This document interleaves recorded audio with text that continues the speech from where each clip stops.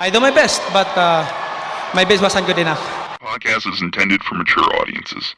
The views and opinions expressed are those of the panelists and do not reflect in any way those of the podcast partners, sponsors, or affiliates. Enjoy.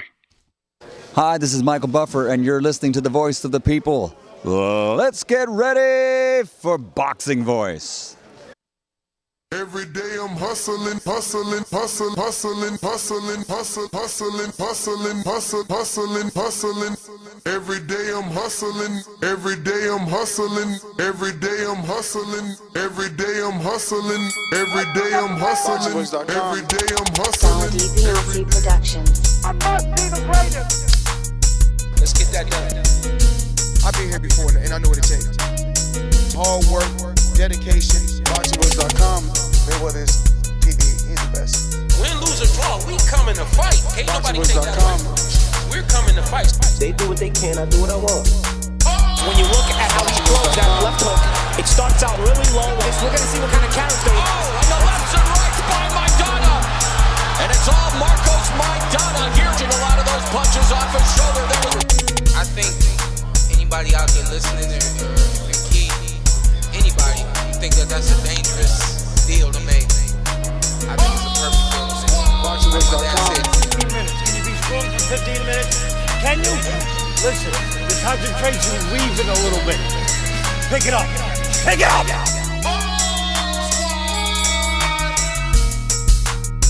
Some things about we got to deal with his body shots. I don't think you want to be that close to us. He's talking about letting the left hook go, then you're going to take the left hook. Let's get that done. Look, the fire's coming. Are you ready for the fire? Look, we're firemen. Okay. We are firemen! The heat doesn't bother us. We live in the heat. We train in the heat. BoxingWorks.com. Let's get that done.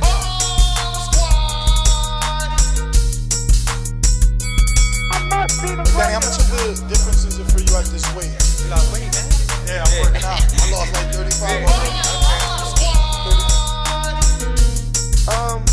Everybody is a threat. Puerto Rico, Miguel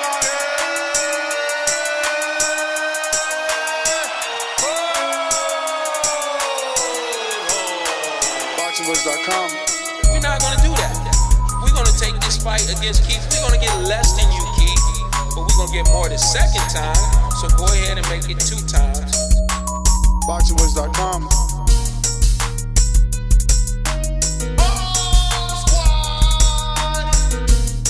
My job is to focus on boxing, going out there and being the best that I can be. All right, you men receive my instructions. Protect yourselves at all times. Obey my commands. I want you to touch gloves now, man. Your boxer at the bell. God bless you both.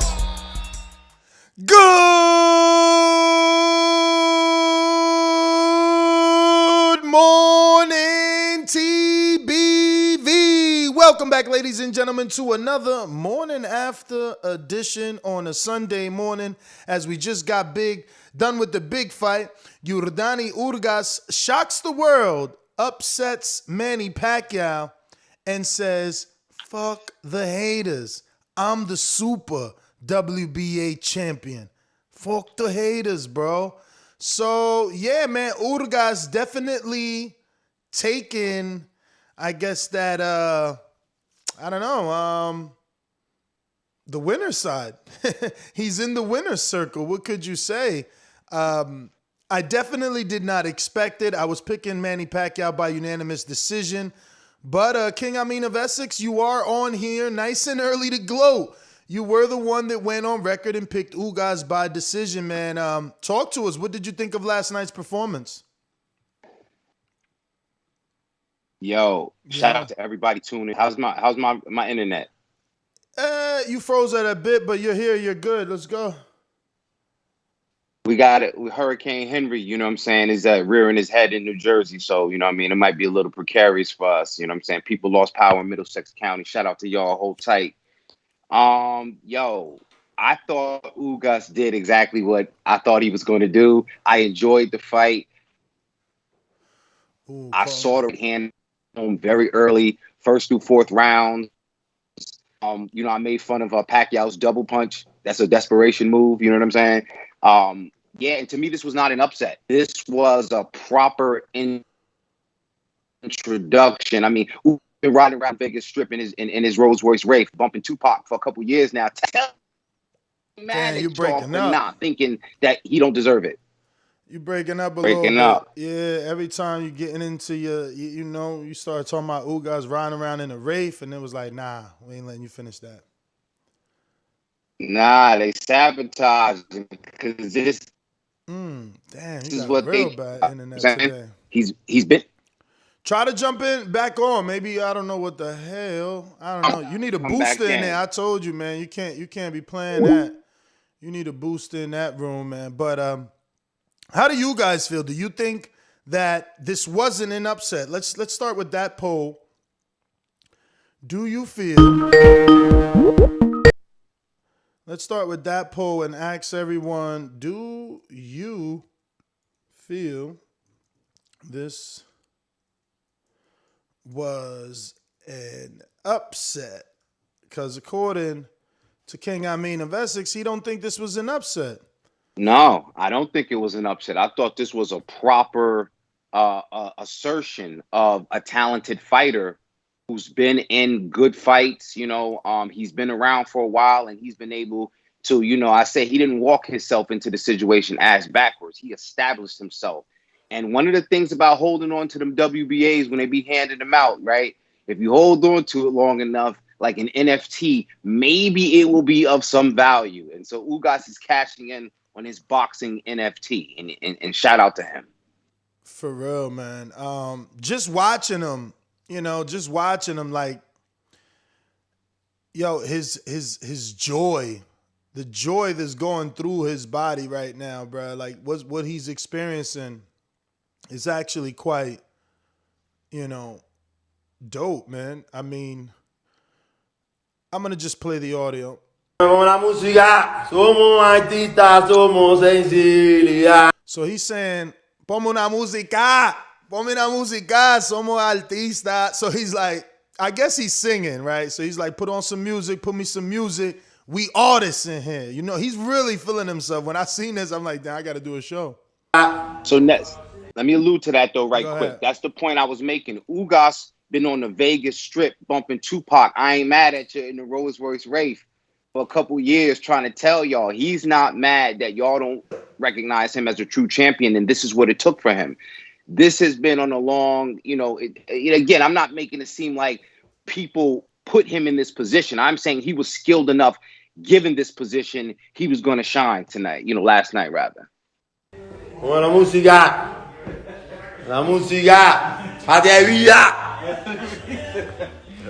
My man said, pa' aquí hay vida. He said, there's life over here. Oh, ya ven. Look at that smile, I mean. Oh, chill, champ. You wilding with that shit. No flagitos. Trying to get his flagito like Milagros over here. What's up? Yo, and shout out to his wife, right? He's taking pictures. As you can see, this is him taking pictures. I'm at the voiceover until they get the music. This is him saying hello to everybody. It must be his 7,000 square foot, Vegas Strip suite.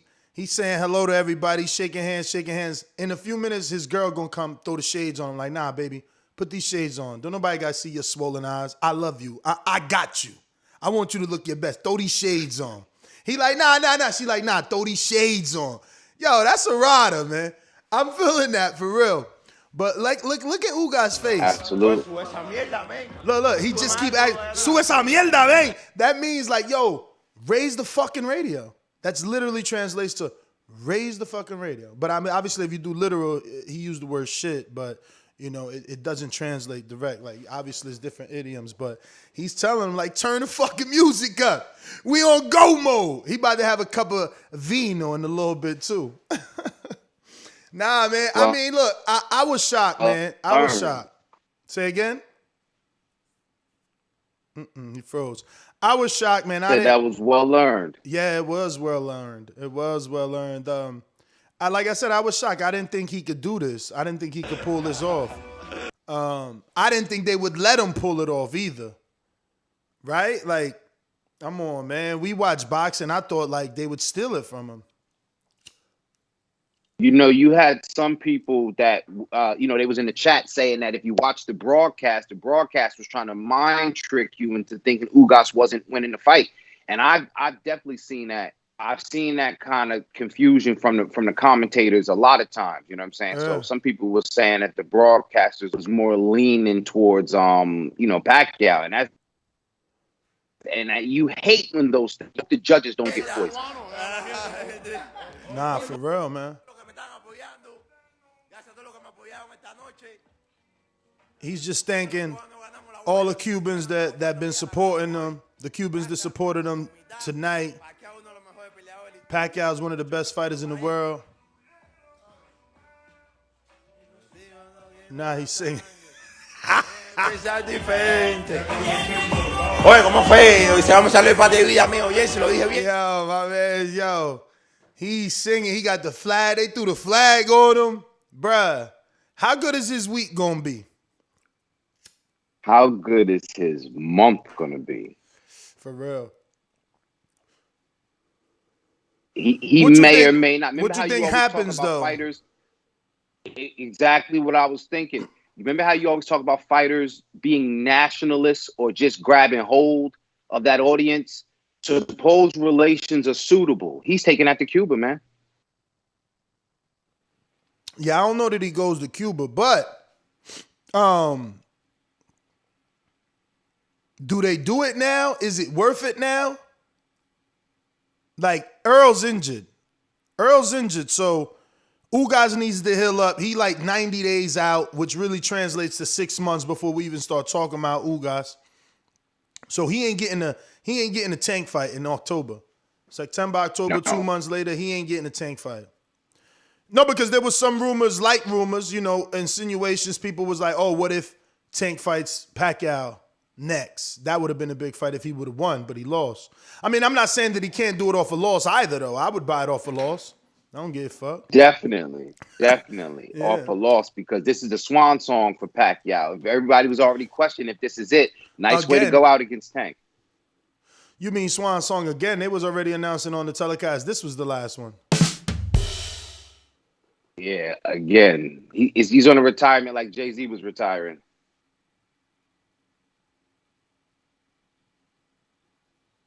Look, she holding the belt.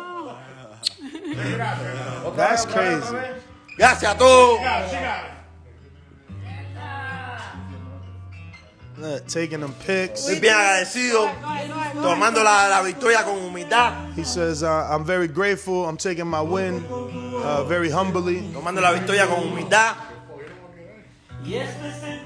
Tuve la oportunidad, 10 días nada más para la pelea. I had the opportunity. It was only 10 days notice to fight another legend. Tomé la oportunidad. And I took that opportunity. Yo, my man, did he get an Invisalign done? My man Grill is like perfect. Now, he won his shit. He just smiling. Yo, shout out to Ugas, man. Boxing is crazy, bro. Boxing can... and that's... Go ahead. Correct me if I'm wrong, man. Ugas came through Jersey at one point, right? He was up in Passaic. Hell yeah, yo. And you know what's special? The trainer that trained him in New Jersey is right there in this video still and was in the corner, yo. That's crazy. I didn't think that. I didn't know that. You know what I'm saying? He's still right there. The fat dude, a little bit, not dark skin, but like, because he's not as dark as Ugas. But y'all seen him on fights before. He got other fighters, but that's dope. Ugas ain't boot him. Yo, everybody there. Louis DeCuba's there. Mario Serrano there. The whole team, man. The whole gang. They made it, man. That's the goal for everybody. That should be the hope and the dream, like you get with a team and y'all make it. That's why I was bringing that up yesterday. Like Mario Serrano, God, he got lucky, man. I mean, obviously it ain't luck, but, got associated with something. And he's had Robert Guerrero, who got the big fight with Floyd and then kept getting the big fights. Then he got Barrios, who got the big fight with Tank. And then he got Laura. He got Ugas. He got Keller Plant. yo, like, damn, my man just became the best publicist in the game. He got all the big names that's in big fights right now. And those guys fought their way into those big fights. And none of those guys got handouts. Yeah. I mean, yeah. As much as I could try and talk about Guerrero, I mean, he did have to move up to 47. He did have to fight Selçuk Aydin. He did end up fighting and beating the hell out of Berto to get his shot at Mayweather. So, yeah, man. Mario Serrano, geez Louise, man. That is crazy. What a career. What a career. You know, and Ugas, damn. What happens now? There goes the part where she puts the glasses on like, babe, get right. But what happens now? Because obviously Earl is injured. Does Pacquiao ask for a rematch, or do they look at the tape like, man, this fight ain't right for you, son. We need to move on, like they did the Horn fight. Like, so the Ugas can't get Earl. I highly doubt they're gonna negotiate with the other side. You know what I mean? Like, I've seen all around online, even Coach Xavier Miller, the trainer of Dillian White, everybody online is saying that the right thing to do now is for Ugas to fight Crawford, so that Earl and Crawford could be 50-50. But damn, didn't we learn our lesson from last night? We counted Ugas out last night. Now we about to serve him up to Crawford and count him out again. Yeah, I mean, listen. And honestly, before you go there, it's Sunday, so I'm being nice, but truth is, Ugas got a better resume than Crawford right now. No, and listen, I made that point last night. His resume is officially better than Terrence Crawford's at 147, hands down. Now, he's on the phone because they over there panicking because Porter like, see, bud, y'all keep playing with me. I'm about to call Donnie, right? So Danny, now, he about to get that Ugas rematch. Like, if Porter, that's what I'm saying. If Crawford don't make it right, like, they crazy, man. I don't know. That's what I'm saying. He got a nickname for him because they're familiar, right? Mm-hmm. Yordenis Ugas, right? Oh, Yordenis. I thought you were saying I'm about to call Danny, like Danny Garcia rematch. You know they be fucking up our eloquent names. You know what I'm saying? Be having these extravagant, proud names. They be screwing your name up. So he gonna get on the phone with Ugas and say, listen, if me and you don't work out, go holler at him at Bud. They talking short money. I mean, this is where business really kicking in. Ugas should not rush into anything.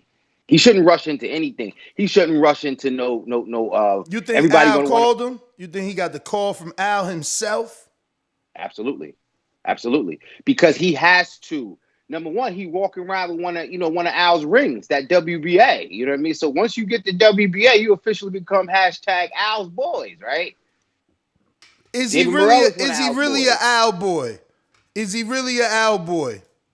He has to be, because or are they just gonna serve him up? Like, if Earl is healthy, we know that's where they going.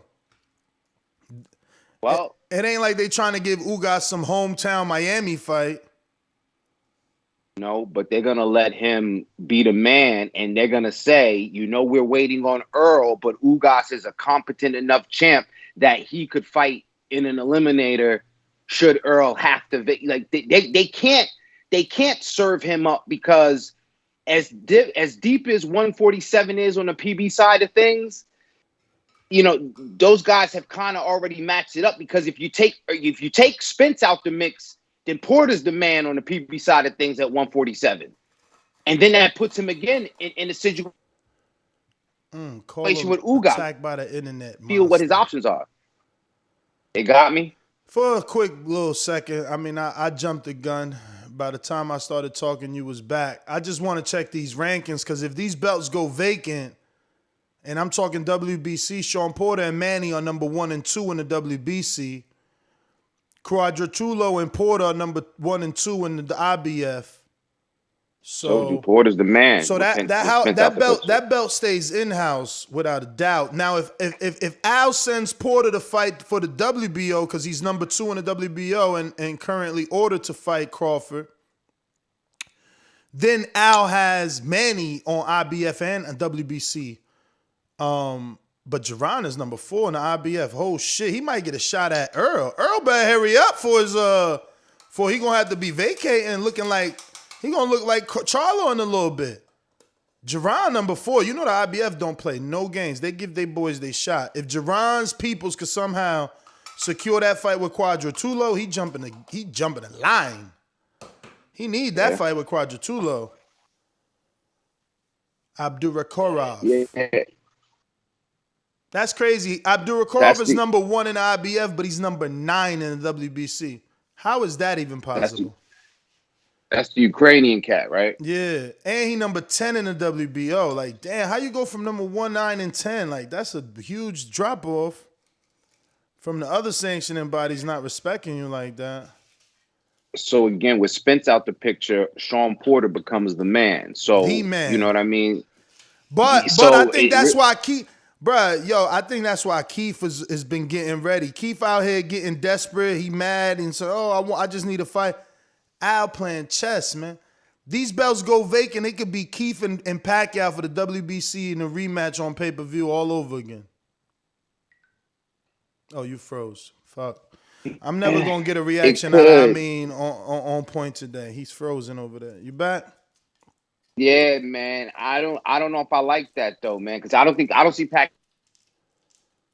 taking Thurman gonna be ready. Yeah, let's run it back. I mean, Al could do. I mean, according to these rankings, Al could do Pacquiao versus Garcia in the WBC for a vacant title if they strip Earl or they give him champion in recess. If he get champion in recess, Earl, then the belt vacant, Manny versus Garcia, Mikey for the belt. Know what I'm saying? Obviously, Virgil's number 4, so it's going to become a problem in a little bit. Smoke him out, Jay saying let Pac retire. Listen, we got an option on Pac. We want that. We want that option. We got an option on him. We want that option, man. Somebody else got to drag him through the mud. Now look, it's crazy because you got Thurman saying he looking. Man, come on, I mean. Chop. What is up with your internet today? Call him. It's weather, man. They killing me out here. Yeah, you said that. You know, I got a call from State Farm telling me that a storm was supposed to come through. I ain't see nothing yet.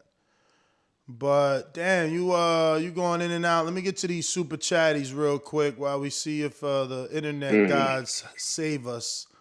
We got James Benitez. Shout out to James, man. $5 super chat. He says, after this win, isn't Ugas the top dog in the division? Best and most consistent resume? I mean, bruh, my man said top dog. He said top dog. I mean, he said, isn't Ugas the top dog in the division with this win? I don't know. Because nobody was picking Manny to beat Crawford or Pacquiao besides the Filipinos. I mean, Manny or Earl.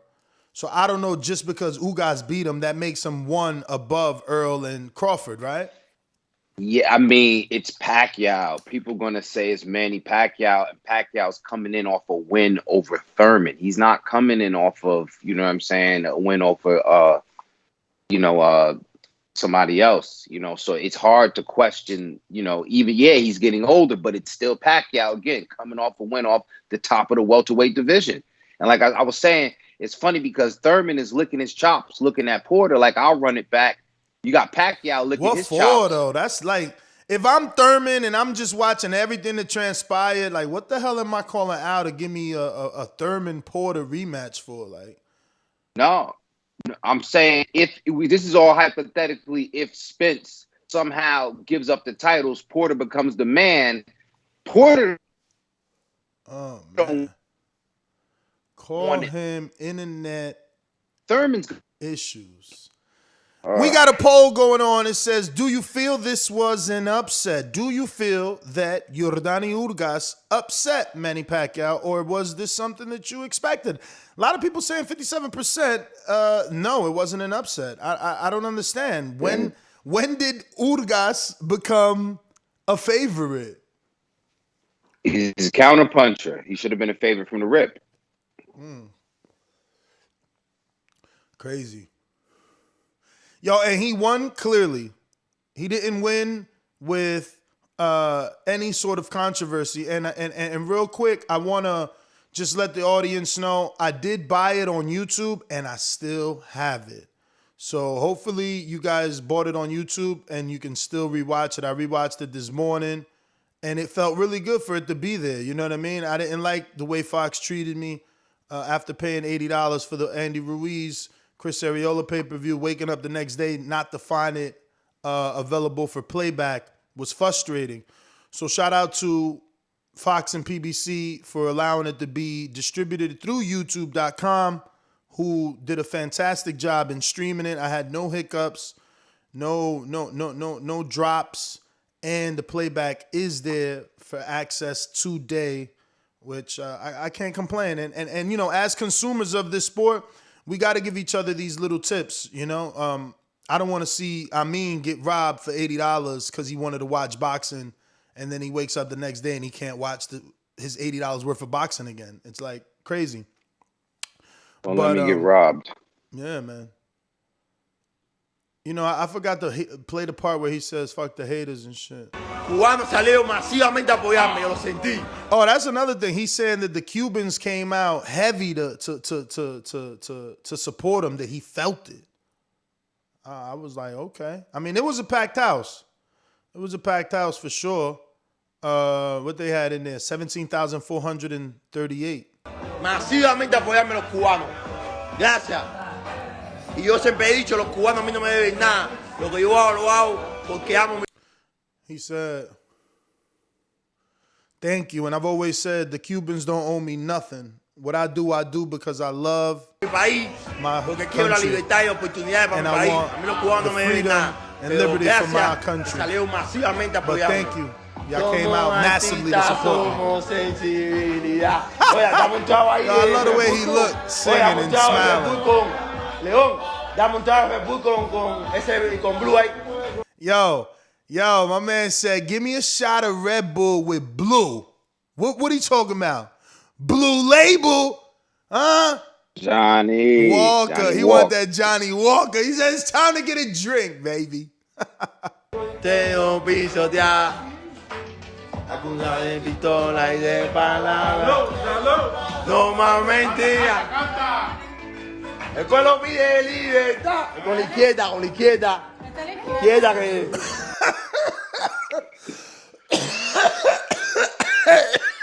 Hey, yo. Yo, they taking a picture of him. He said, oh, the left side, the left side.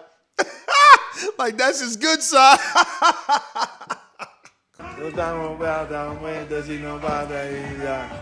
Yo. Look at him. Sippy. You deserve it, champ.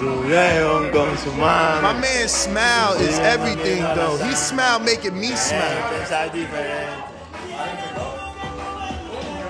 Yo, was that Gilberto in the house? Shit, I thought I seen Gilberto on the couch. Ese campeón. Goza tu historia, hermano. Gracias.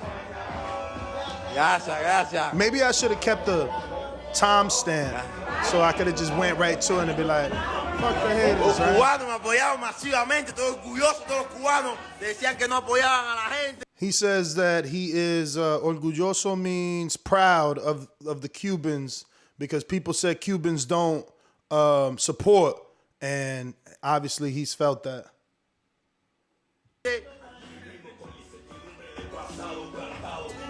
Decían que los cubanos apoyaban, masivamente salieron a apoyarme. WBA, champion WBA. Here we go. He about to say it. Super champion WBA. Tokio para todos los celosos. There you go. He said, Super Champion WBA. Super Champion WBA. Fuck you pa todos celosos. So that means, you know, F you to all the haters. Celosos means, you know, jealous. The people that are jealous. And you know what I mean?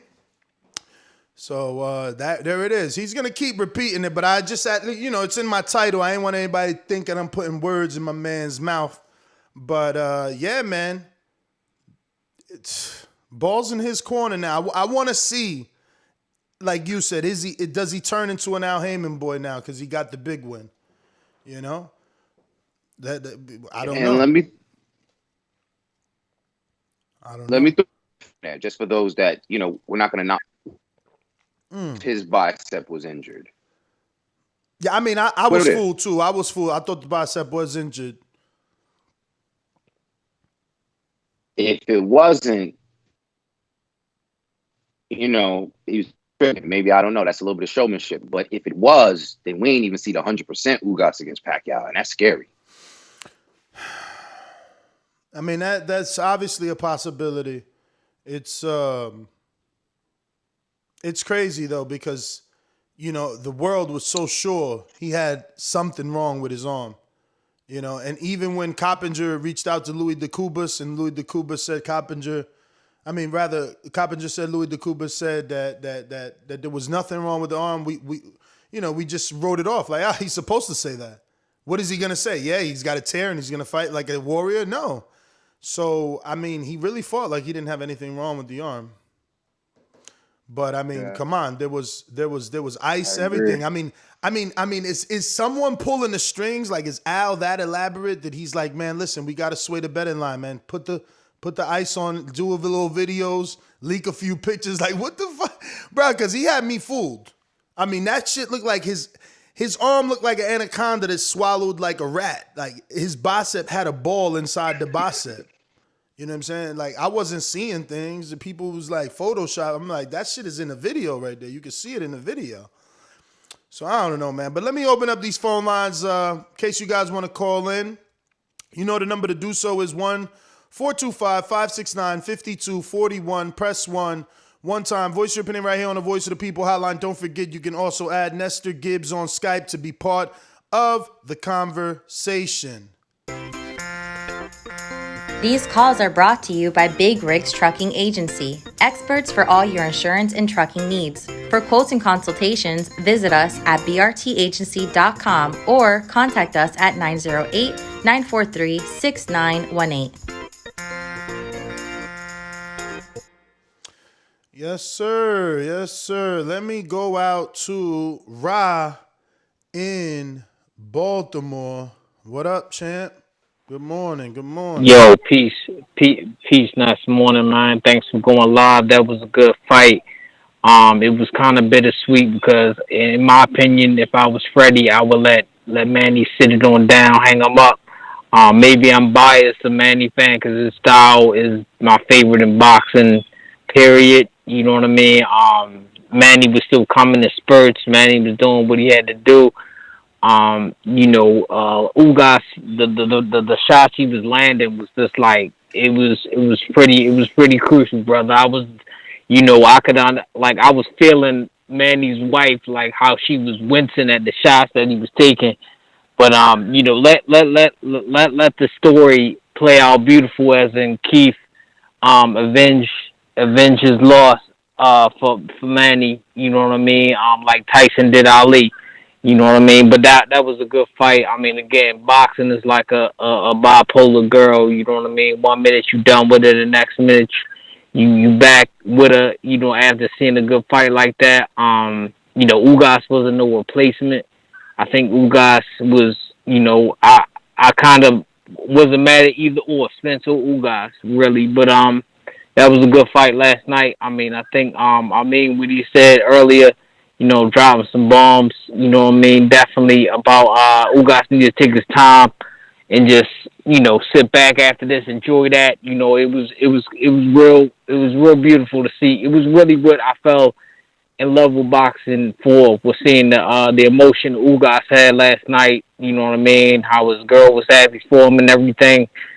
So, but he just needed to take his time, sit back, and Keith should have been hopped on that. He should have been took that fight. So that's my call, brother. Again, thanks for going live this Sunday to talk about a great historic event.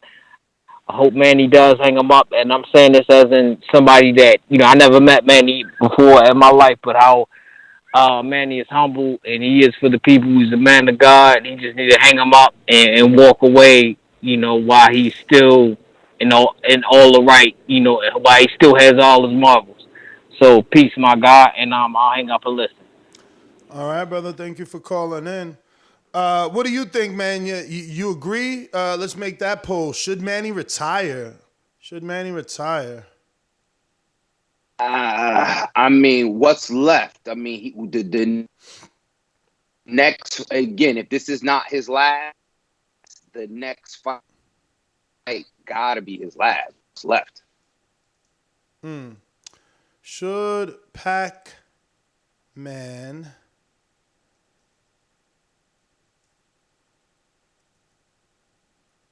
retire?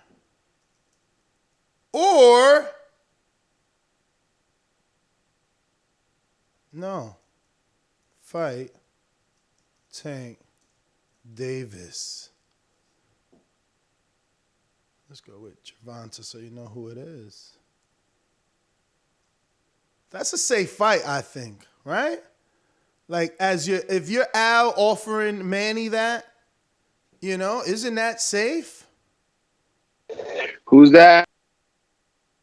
Mikey? Tank. Is Tank a safe fight? Oh, your service is wretched. Let's go to it's not a safe fight. It's not a safe fight. Is this Brandon? Yeah, what's up, bro? Can you hear me? I hear you, brother. My bad.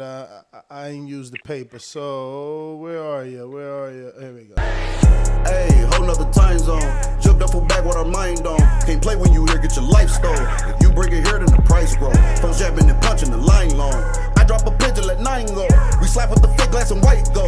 This only happens in Ohio. Yeah, salute to you and I mean for the impromptu Sunday morning show. But I think Pacquiao needs to hang it up. The foot speed and the foot speed and the reflexes ain't there. He used to be able to get on the inside with his foot speed. Now he's resorting to kind of lunging at guys head first to try to land punches, and it just isn't working. I started seeing it in the Broner fight. I seen it in the Thurman fight, but those guys just weren't good enough to capitalize on it. And Ugas did. Was able to keep him on the end of that jab. Pacquiao was trying to fight in spurts. Ugas knew that. Ugas did a good job of covering up for the most part and landing big shots in return. Pacquiao couldn't get out. So, yeah, I think he needs to hang it up. Props to Ugas for doing what Thurman and Broner couldn't do, which is possibly retire a legend.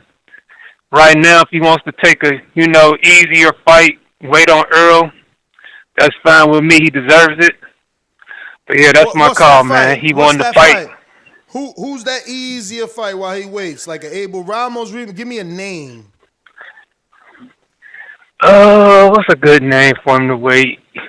I say revisit the Fabian Madonna possibly. Something like that. Some of that level. Maybe Fabian Madonna fight.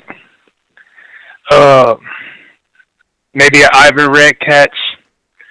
Maybe a Robert Guerrero. Didn't he win yesterday? Maybe do the Robert Guerrero fight for him. He did. So, yeah, those are some fights I wouldn't mind him seeing. But I don't think he's gonna fight a tough fight next. Like I said, I think they're gonna keep him on ice and wait for Errol to get better and make that fight. So that's my call, man. Shout out to Ugas and shout out to his beautiful lady, man. She is fucking pressure. But that's my call. Shout out to his lady, he says. I don't know, man. I think if Ugas heard that, he'd be thinking that was a bit disrespectful, maybe. It's like, why are you shouting out my lady, though? You know what I'm saying? Shout out to Brandon's a gentleman. Yeah, he's a gentleman. From Ohio. He's a gentleman. Brandon in Cincinnati. Let me go out to Huntsville, Alabama. James, talk to us. Man, thank you for the content this Sunday morning. Thank you for listening, brother. Of course, man. On Friday, I did say that, man, Manny's probably going to fool around and get upset. This just proves that his legacy is nowhere near better than Floyd's. This just certifies my whole thing. Ugas fought a heck of a fight. Do I think Manny probably still got one more fight? He probably going to get cashed out next year. I think a Tank fight probably is a feasible fight that they'll probably throw at him and he'll probably accept. Other than that, I think Ugas is the big dog in the division, man. I mean, he beat Ramos, Delorme. He got a heck of a resume. His resume better than actually I think it's almost better than Spence and Buds. I mean, just seriously, it's better than Spence and Yo, Buds. Just who with you the say he Pacquiao one. beat? Who you say he beat? Huh? I mean, yo, he beat more recognizable names. My man said, yo, he beat Ramos. Yo, You out here capping for Ugas. He said, yo, he beat Ramos. And who was the next? I can't even remember what was the next name. Who are those dudes? Now, I know who Abel Ramos is, but like...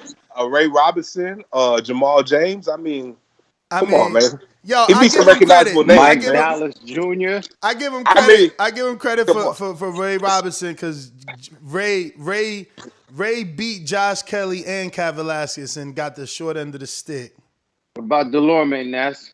He get credit for Delorme too because Delorme gave Crawford a decent fight. Delorme's he keeps showing his level. He just lost though, right? Delorme in a tough fight though, but you know. See, so what I said isn't too far fetched. Nah, it is, especially when you lead with Ramos. Anyways, man, y'all have a great day, man, and thanks always for the content, man. Nah, for sure. If you want to voice your opinion, you know the number to call in, 14255695241. Press 1 time. Voice your opinion right here on the Voice of the People hotline. And if you're watching this on YouTube, don't forget to hit that thumbs up button.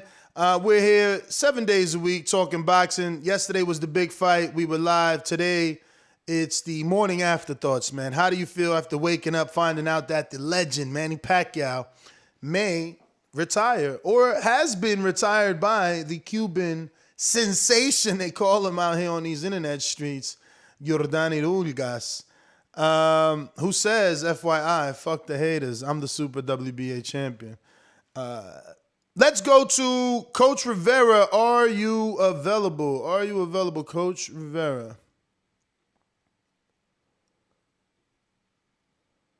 Looking like, oh, yes. What up, Coach? Can you hear me? How you doing? We're good. We're good. See, I'm having a little money problem, but at least I had $20 where I bet yesterday, and I bet on Ugas. Oh, wow. And, you know, I just tripled it basically. I got 59. So, not bad. And it wasn't hard. It wasn't hard to pick up Ugas. It wasn't hard. You know, Pacquiao beat Keith Thurman, but Keith Thurman was 2 years out. You know, and it was a flat knockdown in the beginning. You know, and Keith Thurman was doing really freaking good the rest of the fight. Ugas kind of has the same level of boxing, but better attribute like height and reach. So. You know, and Pacquiao was out for 2 years. So Pacquiao basically did the same thing Thurman did. Out for 2 years, and that, you know, I think he should retire.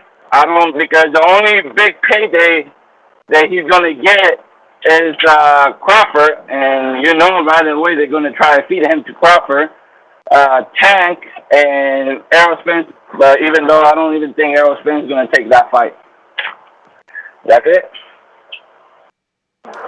Well, all right. Thank you for calling in. We just got something sent to us from the producer.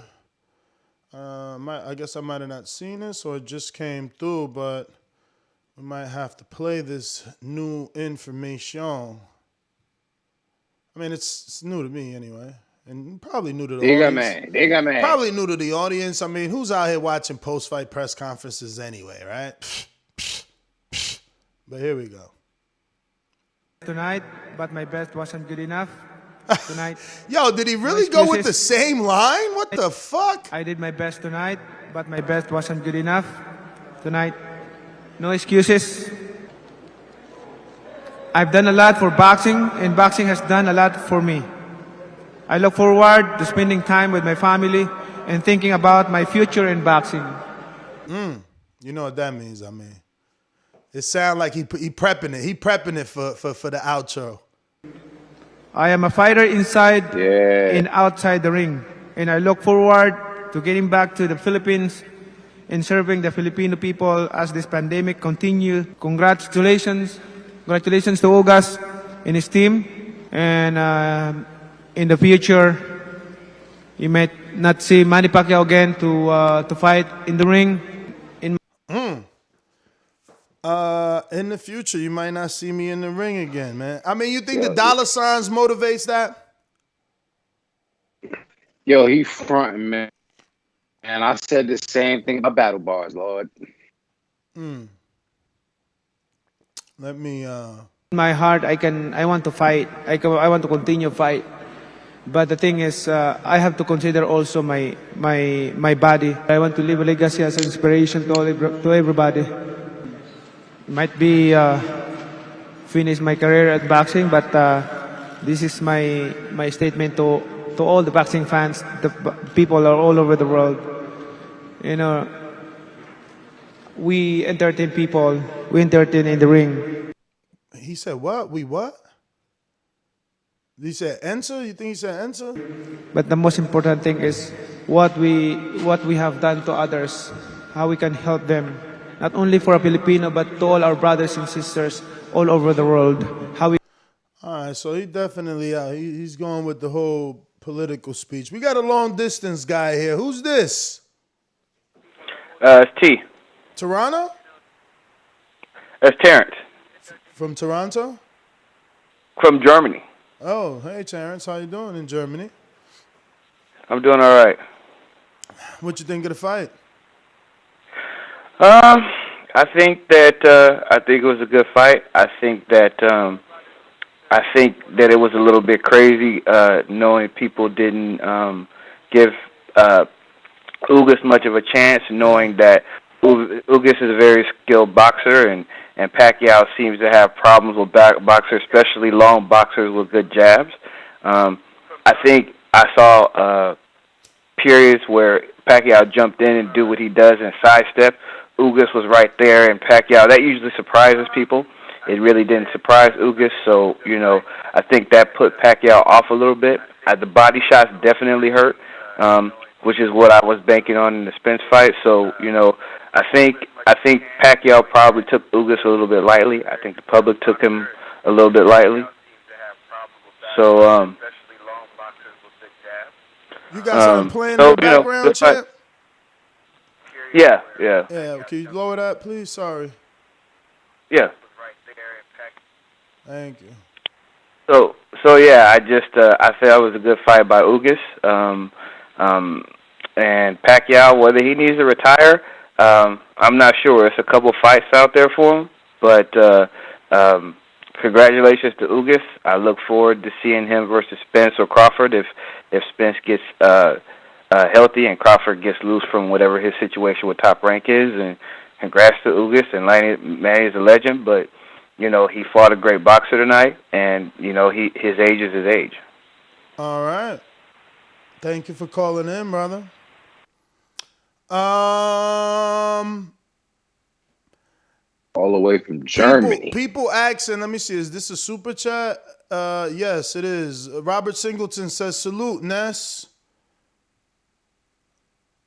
Is this the best win in Cuban history?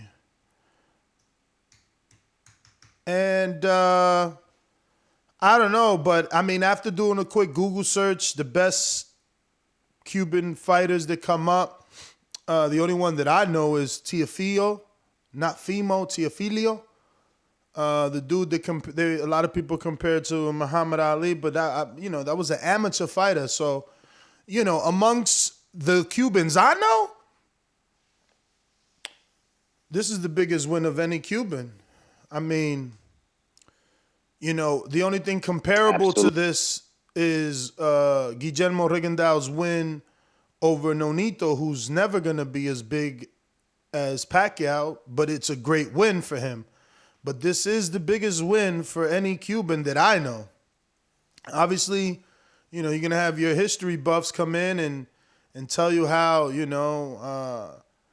whoever Mario Quindelang did something to someone else that we never heard of. But for me, this is the biggest Cuban win I know My man is in Facts, the man. books. He in the books like a boss right now. He's officially in the books. They opened them and they closed them with this. And that's the beauty of fighting a legend, man. And wow. I mean, 2 legends. Oh my God, is Earl's career like cursed? Bro, he was supposed to get Cotto. Didn't do it because he didn't want to sign the Golden Boy. Saddam Ali got that scout. He was supposed to get Pacquiao now and couldn't fight him. 2 legends, dog. How many times are you be going? Like, how many times can we try to pass you the torch? Damn. Hey, you know what? I mean, he can still make his own. He can still make his own legacy. Well, and listen though, I think you pointing out a good fact. My brother used to tell me when I used to be playing Madden, man, I'd be looking at plays. Study long, study wrong, man. Got to pull a trigger. Damn. Yo, it's just this. Some of these dudes just too big for Manny, man. Just too big. A lot of distance to cover, a lot of danger when you're trying to cover that distance, man. Let me see what else we got. Let me open this up.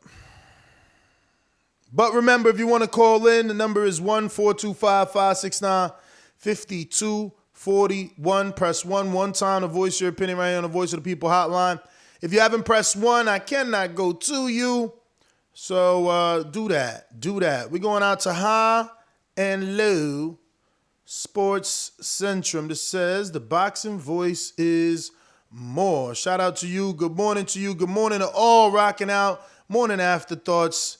What do you think after watching the legend, Manny Pacquiao, get upset, which some are saying isn't an upset. Obviously, for Amin, this was not an upset. This was more, I told you so. Look, the fire's coming. Are you ready for the fire? Look, we're firemen. We are firemen!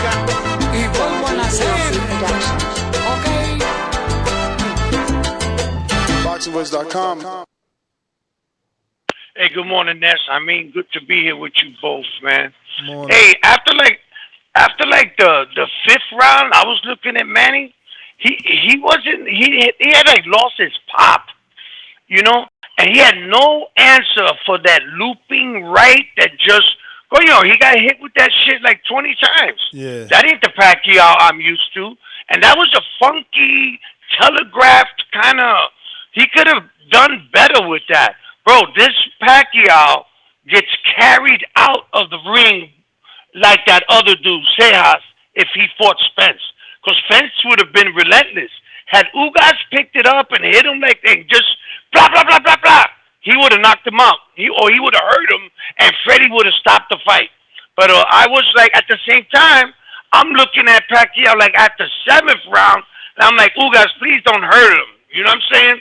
So towards the end, I was sad, kind of like when my boy Cotto lost, that I get sentimental with these old time boxers, So at the end, I was like throwing you, man. Yo, if let's say theoretically he comes back and goes to 140, which is the dream fight, Taylor will kill him, bro. It's time for him to listen to his own goodwill and go out there and be, Mother Teresa, whoever the hell he wants to be, which is a good thing. This was the fight of the good guys, right? They weren't going to talk smack. They weren't going to do this. Bro, I'm glad it's over, but at the end, it was sad. I found it sad, man. He deserves better. And now don't underestimate Ugas when he fights these other dudes, because I had chosen Ugas in a split decision. So I need to get with you guys in the betting show, because I've been picking a lot of good ones and never put money on it. So trust me, I'm going to get involved with y'all with that. But at the end of the day, man, it was a good fight. I enjoyed it. My wife was up. I told you, it's always a win-win when my wife is chilling with me. But this shit at 12 o'clock, bro, I don't know. They got to find everything for that, bro. I'm not willing to, this is too much, bro. I wish they would put this shit earlier. But at the end of the day, much love and respect to Pacquiao. He looked old, bro. Old, man. I'm glad to be rocking out with y'all. Many blessings, Amin and Ness. Appreciate the opportunity. I'll talk to you. I'll be on here checking you out. And I love this ringer thing. Thank you. Best thing I ever did. Thank you. All right, champ. Dennis in Tampa. Yo, Shout Dennis, we're all in 80s, baby. Shout out to you. out. We got Michael Gonzalez. Michael Gonzalez, what's up, man? Questions, but let me see. First, what happened to Bodo Boys DR you told me about a long time ago? Pandemic, baby, pandemic, man. Stopped everything. Believe me, we was headed So that way. you think that's a possibility though? I mean, once the pandemic clear up, right now is allegedly worse, right? Man. And yo, with this Skype thing, like you call the people because I got the call, but like I got like right at the end where you take the calls. You know, Skype is different, bro. It sends out messages, but no, you gotta like get your notification from YouTube and call in on Skype if you want to call in. You know, Skype doesn't really send no notifications. Some people get it because it's the same call over and over, but yeah, it's not, set up for that. No doubt. Well, I got some other questions, but that's gonna be another time. I'm just gonna say one more thing. You know what I'm saying? Boxing, I'm not gonna let boxing retire me. I'm gonna retire boxing. All right, that's my call. All right. I thought he was about to like announce that he's about to fight in Border Wars after he said that and shit. Like I'm like, okay, where's he going with this one? But it looks like Hey Ness, we got any super chats? we probably have one. Yes, Coach Rivera. Looks like we got 3 just came in. 2 came in with Coach Rivera's 3. He says let me go to this and screen share. So he says he should become a manager for the Filipino boxers, work a promotional company, and now for sure I would see Pacquiao versus Jake Paul for Pac to get the bag. I don't think he could beat Jake Paul. I mean, look, I know I'm the hater on it, but I didn't see Ugas do anything special. He just was a bigger man. Pac just too small. He just too small. It's totally different. Yo, is that David Morrell in Ugas' corner? Get out of here. I mean, did you notice that? Was that Morrell in Ugas' corner? I'm going to Steve in Chicago. I could tell you the truth. I couldn't pick Morrell out of a lineup. Okay. Nah, most people can't. The hipsters could. My town up in K-Town. Hey, Daddy, this a dollar beat. I drink soda, I eat pizza, I hang out with chicks all day. These fighters still can't beat me. They fighting every day, they in the gym every day. Just give me 6 weeks, and I got it. BoxingWords.com. Oh, good morning. Good morning. Hey man, I'm just getting up. I celebrated. I posted my receipt on the Discord. Ugas got me paid big time last night. Nice. I was telling you I was going to put money. I had a gut feeling. I just had a gut feeling, man. And I don't normally bet like that, but the way the odds were, I was like, you know what, man, I'm going to do it. That's what's up. So yeah, what'd you get him, like a 4-1? I got him at plus 300. Okay, that's still good. 3-1. And I don't do the online. I know you push down. Like I live like I can drive to like 3 or 4 different casinos by me. So I just go to their sports book. That's good. I didn't know Chicago. I just throw down, yeah. Well, in the area, yeah. Not in the city, but the surrounding area. Okay. Michael sent the definition to his quote. He said that was a Floyd quote when he says, "I'm a retired boxer." So what were you guys talking about?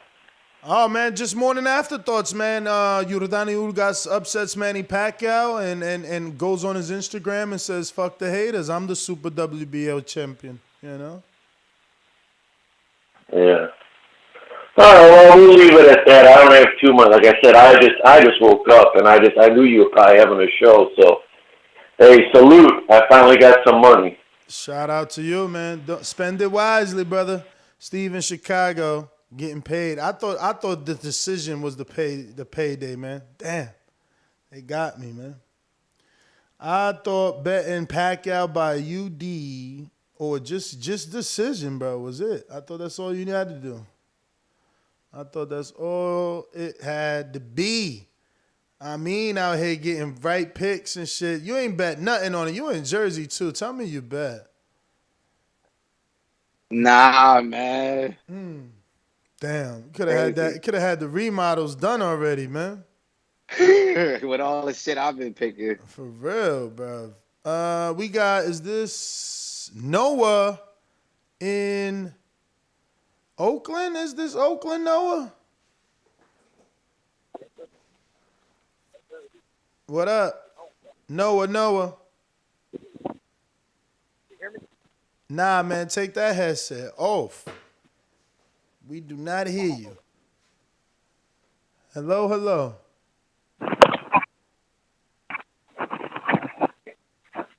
Can you hear me? We hear you now. Oh, Good looking. shit. What up, man? What's good with you, boy? I just Hey, heard your voice. look. Now I know who I'm talking to. How you been? Dan's been a minute, man. Yeah. Man, living life, man. You got married. Had to get it together, man. You know what I mean? But anyway, long story short, I don't want to eat up my time, man. I appreciate y'all, man. I love TBV, man. Shout out to Stainless, nigga. But honestly, man, we need to respect Manny Pacquiao, bro. This dude's like a 126-pounder fighting at 47 for all this time, man. And then, honestly, he ran up against a true big welterweight last night, bro. And he ain't fought one of those since Margarito. And we really don't know how good Margarito was because the hand wraps and whatnot, what have you.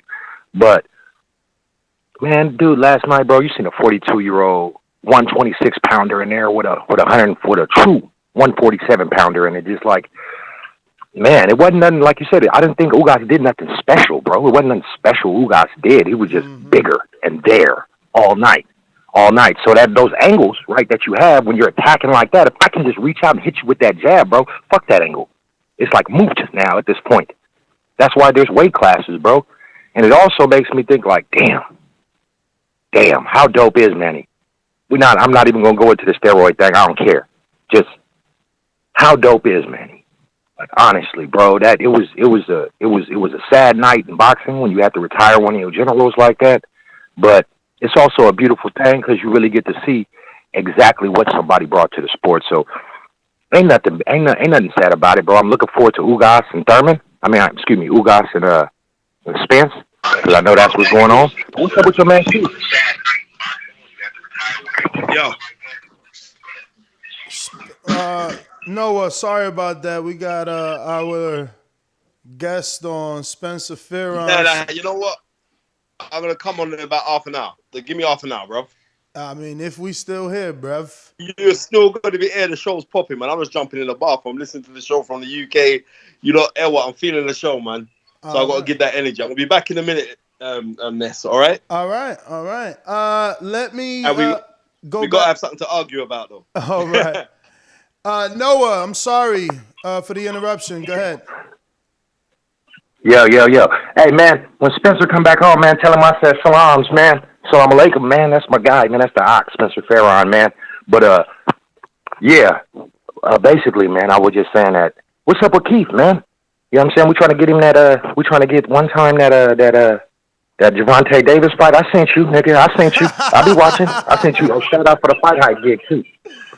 I be seeing you, bro. I see you.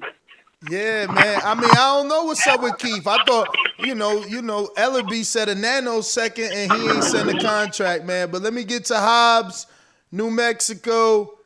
What up, Austin V? Hey, what up, Ness? Hey, man, I was going to call in, bro, and then you said Jake Paul could beat up Manny Pacquiao, bro. You tripping. Bro, you didn't see how hard that fight was? Like, he couldn't really commit. He couldn't really do offense because this guy was so big. Like, I mean, Ugas ain't do nothing special, man. He jabbed him, And counted. It wasn't like he was Ugas putting is together just, 4-punch combinations or nothing. I know you're not trying to say Jake Paul could compete with the best welterweights in the world. Ugas literally is a super Bruh. WBA champion, bro. Bruh. He's the best of the best. Bruh. Come on, dog. Bruh, how much you think Ugas weighed last night? Probably about I'll probably say 170. I was thinking 167, 165, 167. But what you think Jake Paul rehydrates to on Sunday? No, 190, 200. All right, then, man. And Floyd is Floyd. You just got to look at that. Floyd is Floyd. He's perfect. And look at what happened with Logan. Look at Logan. Look at the Logan fight. Bro, Pacquiao, if they fought, Pacquiao would drain him. Pacquiao would drain him. But First of all. But you see, that's you assuming A-side bullshit. We talking about if he fight Jake Paul the way that Floyd fought Logan Paul. I mean, you just got to be real. There's levels to this, man. Exactly. He's a world class. Weight matters. Look at Floyd versus his brother. That's all. We got the example. And Floyd killed him. It wasn't even close. And it wasn't easy. He won a round. It wasn't easy. He got hit. Oh, man. It wasn't His easy. His brother's also a 250-pound. Exactly, and Jake is big as hell. Jake is big as hell, and the industry. Jake is half of his brother. Listen He's a little brother. Listen to me. The boxing industry believes Jake is the better boxer, brother. You don't even know what you're talking about. Yes, You're just talking. Boxer, but if we're just talking pure boxing, he's not on Manny Pacquiao's level. He don't gotta be. He just gotta deliver that naturally bigger man power. That's all he gotta do is deliver it. Oh man, bro, Manny's too quick for him. But look, shout out to Ugas, bro. Bo said Logan Paul would sleep Pacquiao. Logan's biggest. I don't know if he so would Logan sleep him. would, Come on, not bro. Jake. Y'all tripping. Logan Damn, would. Logan, come the on, one that got a fucking draw with KSI is gonna sleep Pacquiao, but not Jake. Come on, man. Bro, no, I said he wouldn't. That's what I said. I said he wouldn't. Come on, dog. Y'all are tripping, bro. These Paul brothers, y'all, what? Like, come on, bro. Y'all are tripping. He the face of boxing. Oh my God, Nez. You see bro, Tank. I'm see convinced. Tank. You see Tank. What Tank say? Yo. Fuck you. That's what Tank said. Fuck you. Jake Paul said, "Hey Tank, man, I'm glad. All jokes aside, I'm glad things is alright." Tank like, man, fuck y'all. Tank, he and Tank head rent free. He and Tank head Tank would rent free. sleep him. Tank would what? Tank would sleep him. Oh Tank man. would sleep him. Man, you don't respect weight classes. I can't wait for your Border Wars fight, man. I can't. Bro, it's just because I respect world class boxing. You don't respect like, weight classes, man. Boxing. You don't respect weight classes. I see it and I hear it. Come on, bro. It's okay.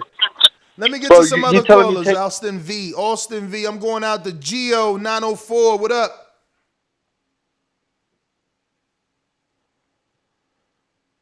Geo.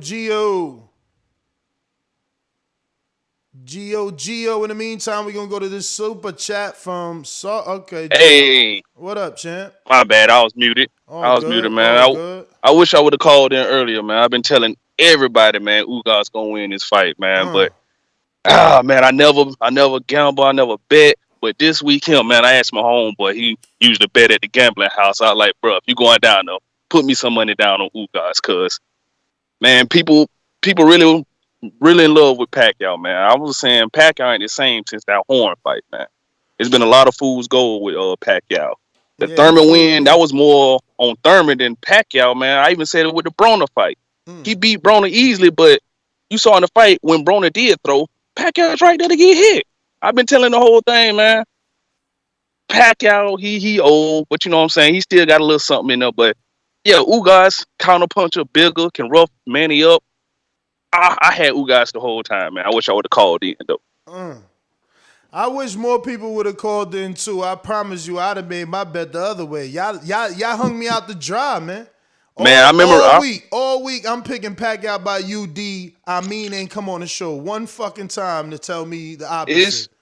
It's crazy, man, because I usually don't listen live, man. I listen to the podcast. That's how I found the boxing voice. So I've been listening about 6 years. I listen to the podcast. So when Shout out I've to been listening you. to it Drop a late. bomb for that. Yeah, I've been listening to it late. I be talking to y'all. I'm like, man, I need to call in, man. I'll be at work listening to it a day late. You know what I'm saying? That's how I'm used to it. So I figure I'll try to call in today. But I'm gonna try to call in more, man. I still hit you with the light stuff on YouTube and everything, though. Appreciate that, man. Thank you for calling in, man. We appreciate it, especially for using the podcast, man. Look, it's all right if you can't be here live, man. That's what the MP3 is for, you know. Yeah. If you're a Patreon, you'll get it the day of, though.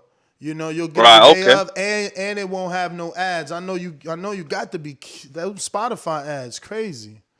But Man, listen, I listen to it on Stitcher, bro. Not even Oh, Spotify. so what? You got like Stitcher Premium, so you don't gotta have ads or something? Not only the ads you know what I'm saying, you got in the show, and I'm all cool with that. You know what I'm saying? Oh, wow. Well, hey, listen, man. Thank you for calling in. 6 years, man. We gotta start sending out some shirts. Been All listening right, for man. 6 years. And welcome man. to Florida, man. I know you know what I'm saying. You joined this Florida living, you know what I'm saying? Oh, I am, man. I am. I mean, people complain. I don't, man. And, they talk about the heat. I won't, man. I'd rather be in shorts and dodging the heat than bundled up in the cold, getting frostbite on my toes. I'm good. And But look, I mean, man, that's don't- messed up, man. You ain't even side text me like, yo, Chan, I'm telling you, you really need to think of the homie Ugas. That's crazy. I mean. And I had Ugas beating Porter too, bro. Oh, wow. All right. Shout out to Gio, man. But look, don't be like Ness, man. Don't be like Ness. Go check me out, King Amin of Instagram, King Amin of Essex1 on Instagram. Freezing. For them How you pics, giving man. out If your? you're looking for me and I'm not on TV, if I ain't at home, muy frío. You trying to give out? I'm freezing. He trying to give out his YouTube or blog, and we can't even get it because you freeze. You need a booster over there, Chan. That shit like $40. You got to get one. Gio, you done? Oh man. One thing I say, man, that I know people say everybody say Porter beat Ugas in that fight, man. That's the only fight I seen Porter was happy to be over with, man. That 12 round, he was happy to get out of there. Yeah. All right, I'm done, man. All right. Let me go to Mr. PBC. You back? Yeah, I'm back, man. I was trying to say, don't be like Ness. If you're looking for the pics, man, check me out. King Amin of Essex1 on Instagram. Make sure you check me out Saturday mornings. I get you that pic before the fight happens. I even get the pic out there before them UK cards pop off, man. Don't be like Ness. Hey, I did not know, or I'd have checked it because I thought Pacquiao was gonna get it done. But Mr. PBC, are you available? Mr. PBC, baby. BoxingWords.com. I'm the finest. Canelo talking about he believe he can win. Go to my kitchen. Get the sharpest knife and cut the bullshit up. I don't care what you do good. I do every fucking thing great. Mr. PBC, baby. Yo, it's a beautiful day in the PBC neighborhood. Talking about it's really good. Checks are being signed. Things is happening. Ugas really shocked the damn whole place I was in watching this thing, man. Had the Filipinos real pissed. It was crazy. He was a big old dude. He looked like a dinosaur. He was hitting him with that jab, that left jab. That was a crucial jab. I had Ugas beating Porter too. Same as the last caller. He just needs to let his hands go. In this fight, he let his hands go. I've been telling people if he just lets his hands go, he'll win. But he is a really big dude, and he's the second biggest, I feel like, in 147 division. Boots Ennis is the first. But it goes to show you that, that weight and that height a little bit come together can really do some damage to some small people. So I got Ugas winning that shit, but, it was a beautiful fight. But I don't see him beating Earl or Crawford. That's my call.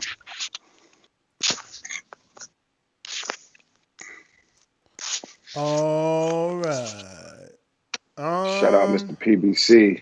Yes, sir. We got LV Slugger. LV Slugger, what up? What up? What up?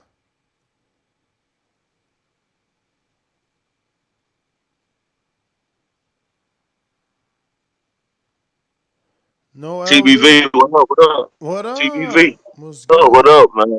What up? Yeah, man. Ugas definitely got the job done yesterday. You know what I'm saying?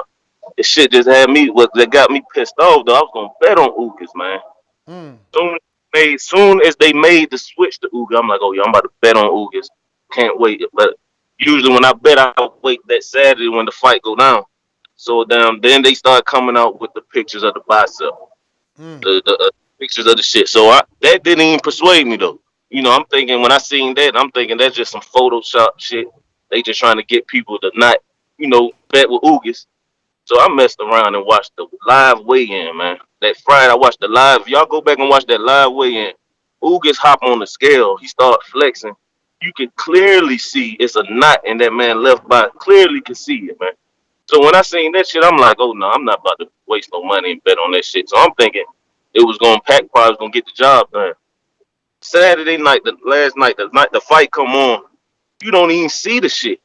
Did you see that? Did you see the injury last night? Did you see anything in his left bicep that night? Nah, they massaged the shit out of that.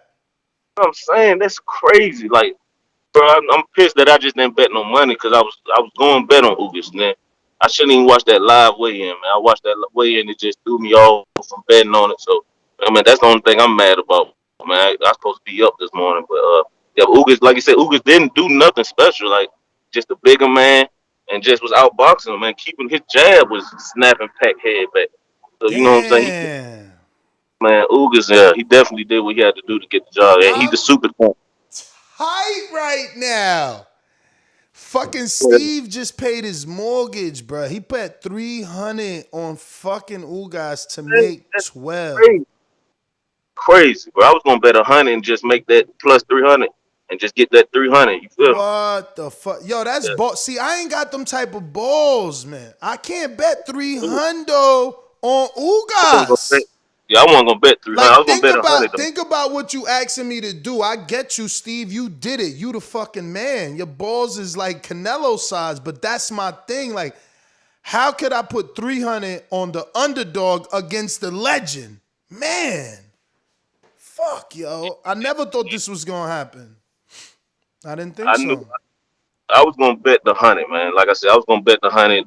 When I watched that live weigh-in, that threw me off. If y'all go back and watch that live weigh-in, watch when Ugas get on that scale and flex, you could clearly see it's a big ass knot in his left bicep. So that's what persuaded me. Like I ain't even care about the pictures coming out. I just thought that was a Photoshop thing. But yeah, shout out Ugas, man. He definitely got the job done, and I'm just glad. I kind of am. I'm not glad because I did want Bud to get that big fight, but man, that Pac we seen last night, if he would have been in the ring with Bud or Spence, I think it would have been ugly.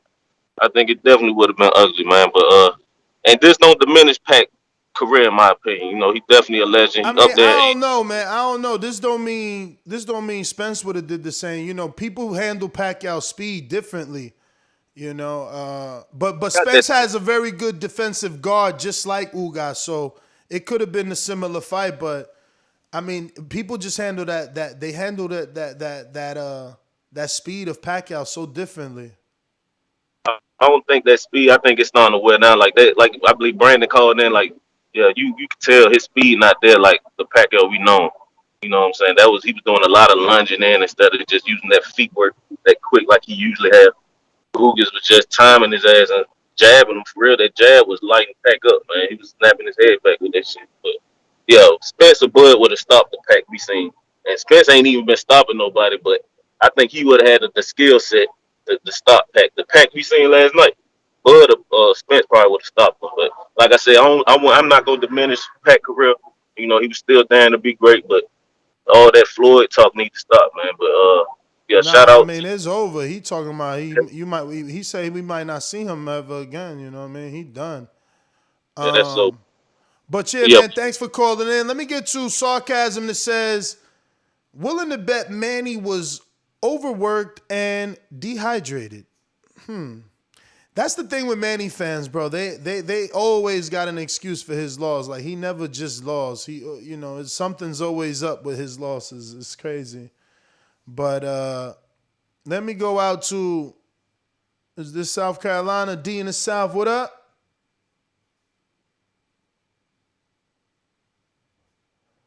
Ness. What up? What What's up? good? What up? What up? Hey, look here. So I went to a fight party, right? Uh-huh. There was 8 people in that bitch. All of them. Boy, clean shot, Ness.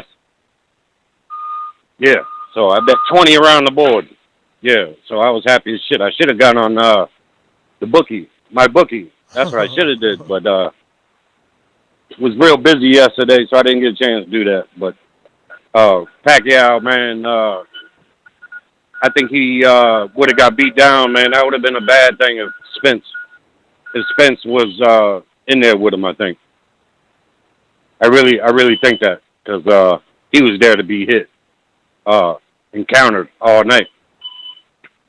So I guess that's a good thing he ain't been in there with Spence, man. He need to retire, man. What else more you got to prove? I don't know why everybody's saying that. Spence didn't do nothing crazy to Mikey, so now what we saying? That Mikey's more durable than Pacquiao? Yeah, but but I mean, I'm one of them type of people who said, before the fight that he ain't to knock out Mikey. He's gonna beat him pretty bad, and that's how that right there is gonna go. I didn't think he would knock out Mikey. Yeah. So what would and that's exactly how it went. But what would be the difference? Why can't he just beat Pacquiao real bad, and that's how that go? And well, that's what I mean. Would he have knocked out Pacquiao? I think he could have knocked out Pacquiao. But would he? I don't think he would have did that though. Neither though. I think Roach would have thrown the towels. What I think how that would have went. He would have just beat him. He would just beat him real bad, Yeah. And that's how I see that would have went, Hopefully he hangs it up, man. That's Pacquiao, man. I don't want to see him. He definitely talking like it's over. But D, man, let me get to some other people. Yeah. Thank you for calling in. Looks like we got Jesus in LA. What up? What up, man? What's good? You hear me? Yes, sir. Hey, man, I hope he does this right. I hope he does this right now. And focuses just on his country. But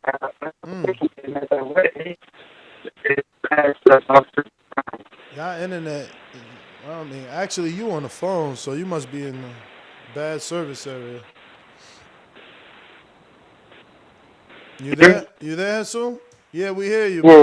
Yeah, I'm there. You're a little bit choppy.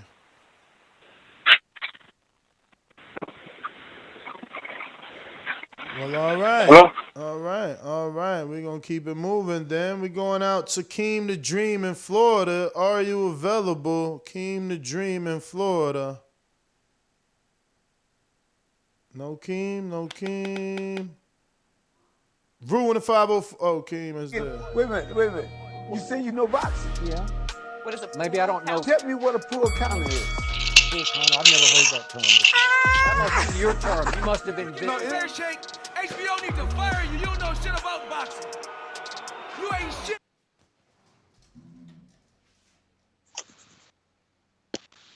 Hello? Yo, what up, man? What we talking? Immediate reactions here, man. Manny losing the Ugas. That's what we talking, King. What up? Was that King? What up, y'all? Hey, man, listen, man. Ugas, I won't say it was a surprising victory, but I mean, he was the underdog. So, congratulations to him, man. He fought a good fight. Don't take nothing from Manny. Still got a legendary career, man. But I think this is best anyways, man. I was hoping Ugas won because, if Pac-Man would have won the belt, what he was really going to do, bro? Go take another year or two off. And, it wasn't going to do nothing but hold up boxing and hold up that belt. So with Ugas winning, we know he's going to stay active. We know he's an active fighter. He ain't talking about retiring or nothing like that. So it looks like with Ugas, man, he wants to fight the top dudes. So it's better for boxing, man, that Ugas won the fight. He's got the belt. He's the champ. We'll get some bigger fights. Going forward. So it's good, man. Shout out to Ugas. Shout out to Pacquiao. That's really all I got, man. Just trying to listen to some boxing talk this morning, y'all. Appreciate it. Appreciate you, Keem. Hey, real quick, Keem, where does Ugas go from here?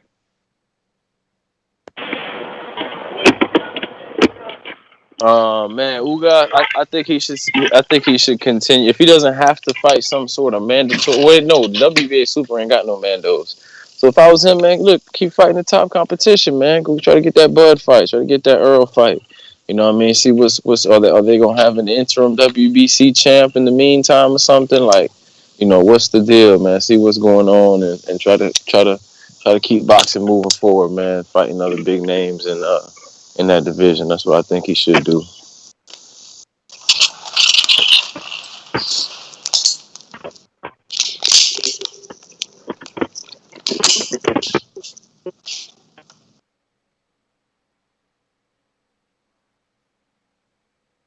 With that lead left hand, you know what I'm saying, and trying to dazzle him, with his foot, it just was not working on Ugas. So, I guess some people might think, this could be an aberration, as in this is Ugas's, one shot. You know what I'm saying? This is just, he was ready for this fight. I mean, in 11 days, right? Or this is Manny's slippage. But, some people say, like that lesser opponent to see if he has something left. Manny ain't talking like he want no lesser opponent. He don't talk. He's just talking like he want to go back and do some goodwill work for his country. Yeah, man. I don't know, man. My bad, bro. Fucking dogs. Got to take the dogs out. Ruin 504. What up? Yeah, what's happening, fellas? Good morning. How are you? That was a pretty good fight.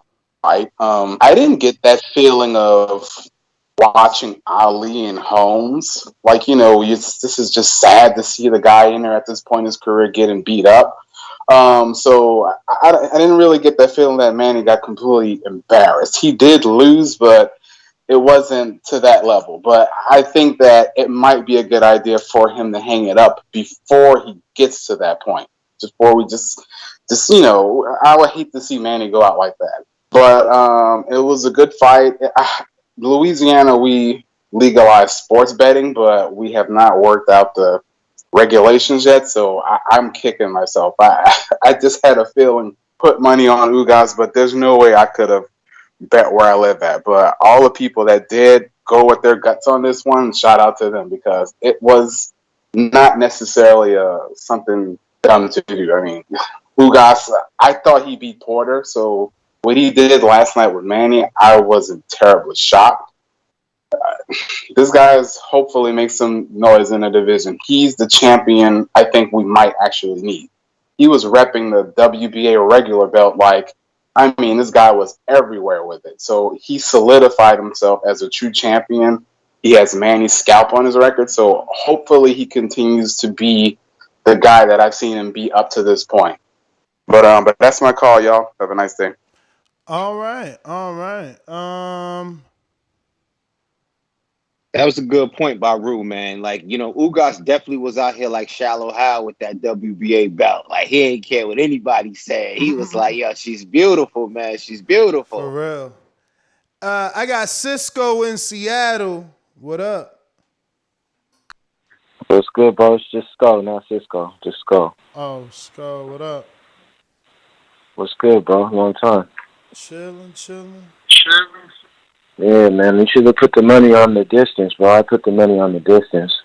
Got a little guapa for that. I wasn't sure if the politics was going to play into the fight and they were going to give me Manny the fight even if he didn't do that well, but I just put the safe bet on there. But, I went back to Jeff Horn beating Manny. I'm like, I'm not trying to really hear too much about this 42-year-old Manny after Jeff manhandled that dude. I think Ugas, Errol beats him more decisively than Terrence Crawford does. I think Terrence Crawford and him is a decent fight. I think him and Errol is a fun fight, but he gets punished pretty bad. And that's probably my call right there. All right, brother. Thank you for calling in. Let me see if I know this. This T in Toronto? You already know, Ness. What's up, brother? What up? Man, coming in as a proud Cuban, big win, nice win for Ugas. Leading into the fight, I took that 2 years that Manny had laid off as a detriment to Jason. Not that he was 40, but he's 40 plus with a 2 year layoff. And Pacquiao's biggest strength is his athleticism and his weird timing. And timing is usually the hardest thing to get down. Even if you've just been out the gym for a little while and you go back to hitting the pads, like, you just don't have that quite the same snap. So for him to go 2 years off and then jump in there against a big welterweight, like you said, and have the timing and be able to judge distance and range and be a little bit less athletic than he naturally is, it's a tough fight for him altogether. He went 12 rounds, so what kind of warrior he is, so salute to Manny Pacquiao, but like everybody else said, I do think he should hang it up, man. I don't think there's nothing else out there for him, and there's nothing left for him to prove. Only thing that's left to happen is for him to get knocked out crazy. That's it. I mean, that he can't beat nobody else that's going to catapult. Correct. It did, but he at least got up. What if he's, you know what I'm saying, like Drill McClellan or something like that afterwards? Like, he don't need that. Pacquiao is Pacquiao. He solidified with gorillas. Like, he'll always be that guy. So he'll need nothing else after this. All right. But in terms of Ugas, I think he can fight. I think he fight whoever. Cubans never duck anybody. They just get in there. They say fuck it, let's scrap. So they'll make the biggest fight. It's good for boxing. T, thank you for calling in all the way in Toronto, Canada. Coach Rivera says, come on, Ness. Don't disrespect the defense of a real boxer with a wannabe YouTuber. Pac would dismantle Jake, and I would bet on it. Well, we would be betting each other, fams. We would be betting. I'm betting on the weight, man. I seen what the great Floyd Mayweather did and what he couldn't do. Pacquiao's not Mayweather. I'm good enough with that. And I'm also good enough with Jake ain't Logan. But we'll find out how good Jake is Sunday. I canceled my flight. Why was I flying into Cincinnati and that fight's in Cleveland? I swore I was going to that fight. I swore I was going to that fight. That fight was 4 hours away from me. I talked to my man in Ohio, he like, yo, you going to the Jake Park? I'm like, yeah, I got my flight. He like, oh, word? I'm like, yo, you should pick me up. I said, yo, I'm landing. He said, what? Man, that's 4 hours away. I said, good, man. I'm good, man. I don't even want to go no more. Let me get to Joel in Brooklyn. What up? Yo, what's going on, guys? How you doing? Nas, what up, baby? What up? Yeah. Good Yo, morning. with Ugas, good morning. Yo, with Ugas winning, I want to see him up against Jaron Ennis, man. This is the perfect opportunity. Come on. To give this guy. He just beat the legend, and you said you want him to go in there with the young, hungry dude. Yo, first of all, Errol Spencer's hurt. Uh-huh. So he can't fight him. Fabian Terrence Crawford is busy with Sean Porter. They already said Fabian. Go back and visit because you deserve like a Fabian fight because you just beat the legend. Yo, bro, like, I'm a person that I like what's best for me. I don't care, like, what's best for the fight. And what's best for me as a fan is to watch him fight Jaron Ennis. This guy got a lot of buzz on him. People saying he's the next big thing. Get him a title fight. How he got a lot of buzz? What's wrong with that? Where you hanging at that is buzzing? No, yo, those dudes the other day paying for other people's counter punches to defend Jaron Ennis on your show. Nah, hey. So you see what I'm saying? Like, yeah, that's what I'm saying. He got buzz amongst the hardcore. But you know what that means? They got to pay for his pay-per-view, man. Ugas beat the legend. He trying to go on pay-per-view and make some bread, man. He was the B-side. I get you, he but trying there's to get some bread. He ain't trying to go to war with motherfucking I got you, but Fabian Maidana ain't a pay-per-view, and then Errol Spencer's hurt, and Terrence Crawford is busy with Porter. But Joel, and you go, what's up, brother? That's why you take him to Miami versus Fabian. Let him, celebrate a hometown victory in his Cuban crowd, while Errol Spence heals, or Sean Porter, Keith Thurman become a little more relevant. You still got to build Ugas, man. You looking at it from a business perspective, which I respect. Don't get me wrong. I'm looking at it from a fan's perspective. You as a fan, forget the business part. Who would you rather see him fight? If you want the best fighting the best, then it's Ugas Crawford, not Ugas Ennis. Ennis got to prove it. No, I agree. But I'm saying Crawford is busy with Porter. Like that's my point. Crawford ain't busy with Porter. All right, who's the next best guy? That shit going to purse bid. We don't know. Virgil Ortiz is the next best guy. Ennis ain't proved it. Virgil just beat Cat Velasquez. Oh, I'm okay with that. I'm okay with Virgil Ortiz. But the reason I mentioned Ennis is because they both on PBC. And look, I ain't got nothing against Ennis. I ain't got nothing against Ennis. I just don't like skipping the line. Like, if you gonna skip the line, I feel you. It's because you bringing something to the table. Like, you got all these fans that's ready to pay for you. That's why you skipping the line. I listen. I totally feel you. If you want to say you rather see Virgil Ortiz, I'm okay with that 100%. But my thing is, Virgil Ortiz on Dazn, and you know Al Heyman don't do business with Dazn. That's the only reason why I said, all right, who's the next best guy? All right, maybe it'd be Boots Ennis, and that's a fight I feel like all your callers is gonna fuck with. I bet you right after I get off the line, there'll be 2-3 callers that'll be like, yo, that dude Joel from Brooklyn, he was right. Listen, I want to see that fight. I'm not saying you ain't right, but for Ugas, how does that fight make sense? They about to send you to war with one of the toughest kids in the division for how much money? Like, how is that a blessing? Everybody gonna be laughing at Ugas like they laughing at Plant, right? Even though they don't know shit, but Al ain't want to give you your biggest fight of your career, so now they gonna be telling Ugas, you just beat Manny, and this what he do? He trying to take the belt from you. He ain't want you to win. You wasn't supposed to beat Manny. That's why they throwing you in with Jerron. Come on, man. Bro, that's a tough ass he fight. beat Jerron. You just beat the fucking legend. I'm firing you. I'm firing you. Like, you fired. You fired, Joel. I told you as a fan. I hear you. But if I'm Ugas, I'm calling Al and saying you're fired. I just beat the legend. But this how you treating me? Nah. Yo, you imagine he beat Pacquiao and then beats Ennis. He don't get no credit. He could literally come out and say he don't get no credit. He could come out and say he got a better resume than Crawford. Bro, he could come out. He already got a better resume than Crawford right now. He beat Pacquiao, and listen, he don't. Brother, Ennis. If he beats Ennis today, they gonna say Ennis was a hype job. Ennis ain't beat nobody but Lipinets. That's it. Y'all gotta let him develop. He need that fight. He don't even got a Josecito on his resume.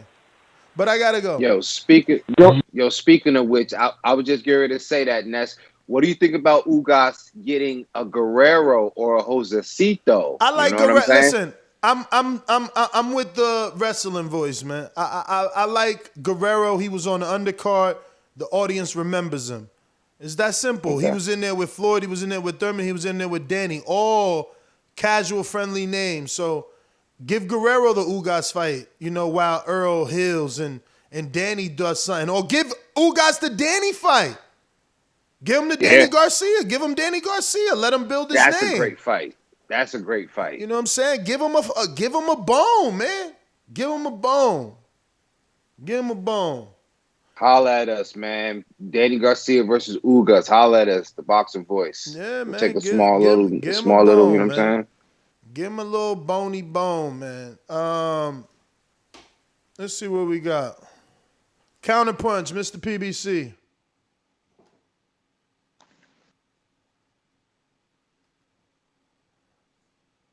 Counterpunch, Mr. PBC. Better hurry up. Because somebody about to jump on. All right, you don't want it? You don't want it? Cool.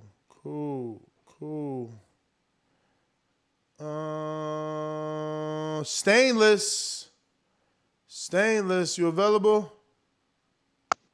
Yeah. Man, my phone acting weird.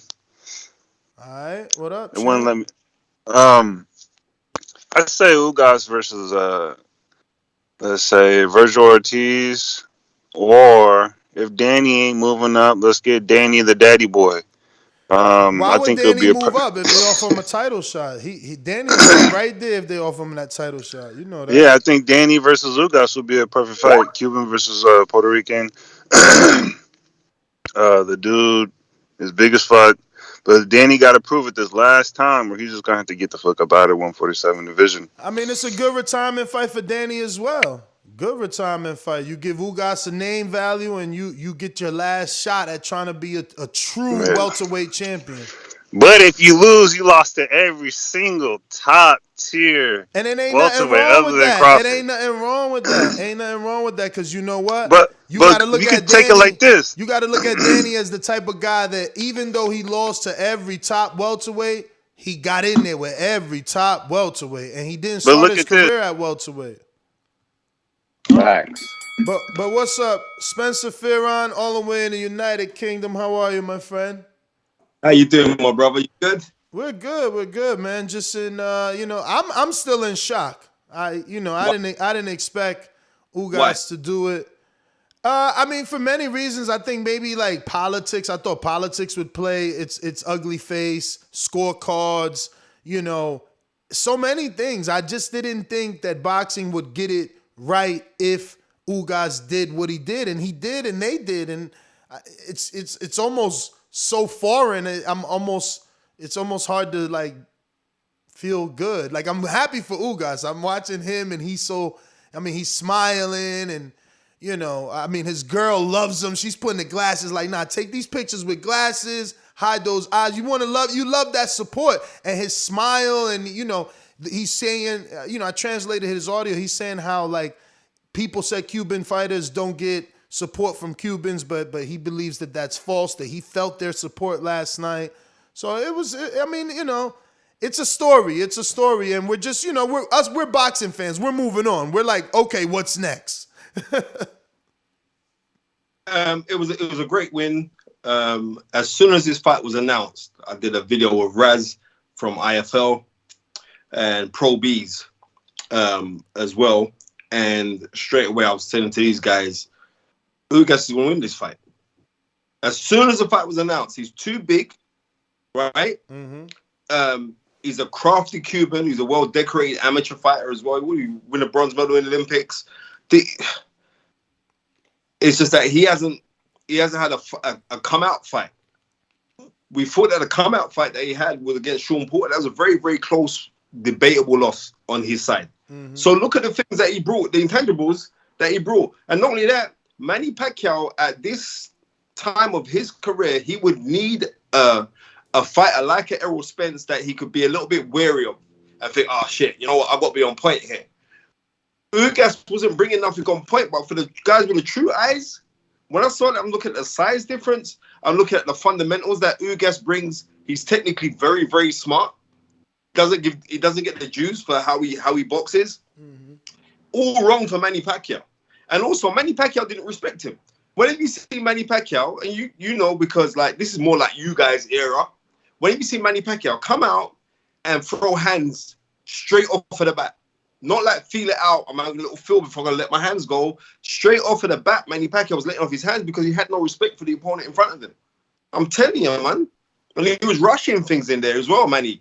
Right? You got to give Manny Pacquiao all the credit in the world. I don't believe that it's over for Manny Pacquiao because he didn't look dead to me. He just lost to the better fighter. Right? What do you want to see him do next, though? When Ali was at October of 1998, when Ali boxed Larry Holmes, right? Ali was dead. Right? Manny Pacquiao weren't dead. Right? Ali was finished in that But he fight. was definitely outsized. Like last night, everything he landed, it just didn't affect Ugas. Yeah, Ugas was a little bit bruised and swollen, but he never really hit Ugas with something that got his like attention or hurt him. In my opinion, did you see Ugas hurt? Oh, I think it was like round 7. He let off. He hit Ugas with like a straight left hand, right hook, and it was like Ugas was like okay, and he like kind of covered up. He went straight back on his jab, and that comes from schooling because it's like you don't have to do all the razzle dazzle and all the rest of it. All you've got to do is be effective. And here is a man that ticks all the boxes. He's not great in every box, he's good in every box. But if you put good in every box, it mounts up, it makes you into a good fighter. And that's what Ugas demonstrated yesterday. I got all the credit in the world to Ugas, but anybody sensible, I knew straight away off of the bat. I said, Ugas is going to beat Manny Pacquiao. It's a banana skin. It's a banana skin because he be all wrong for Manny Pacquiao. All wrong for him. Especially at this, Manny Pacquiao hasn't been consistent. He hasn't boxed in 2 years. Yeah, he boxed fantastic against Keith Thurman. That's 2 years ago, though. Right, and these are the things that I was looking at. But you know what? Props to, still props to Manny Pacquiao because he didn't punk out in the fight. When things weren't going his way, he didn't punk out, and he could have. Because, I'm a multi-millionaire, I'm a god in my country. He could have punked out if he wanted to, and he didn't. He carried on fighting. But props to Ugas, and he's glad. And I hear you're talking about Cuban fighters. Yeah. Cuban fight. Is this the biggest win for any Cuban fighter? Is this the biggest win of any Cuban fighter in boxing history for Cubans? You know, it's going to have to be because Manny Pacquiao is the most decorated champion in winning titles and having world title fights in history. He's with 43 world title fights, right?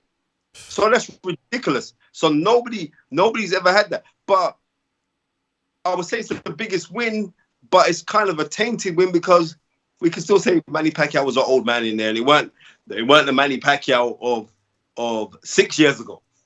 But regardless, Ugas was the underdog for people who ain't really studying the game. I believe that I really studied the game, and that's why I had Ugas winning the fight. But yeah, it is the biggest win for a Cuban fighter. We could go back.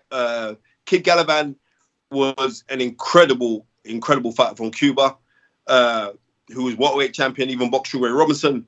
I think he was fighter of the year in like 53 or something. He was a really good fighter. He was the guy that he didn't invent the bolo punch, but what he done, he popularized the bolo punch. You know when you roll the arm and throw the shot?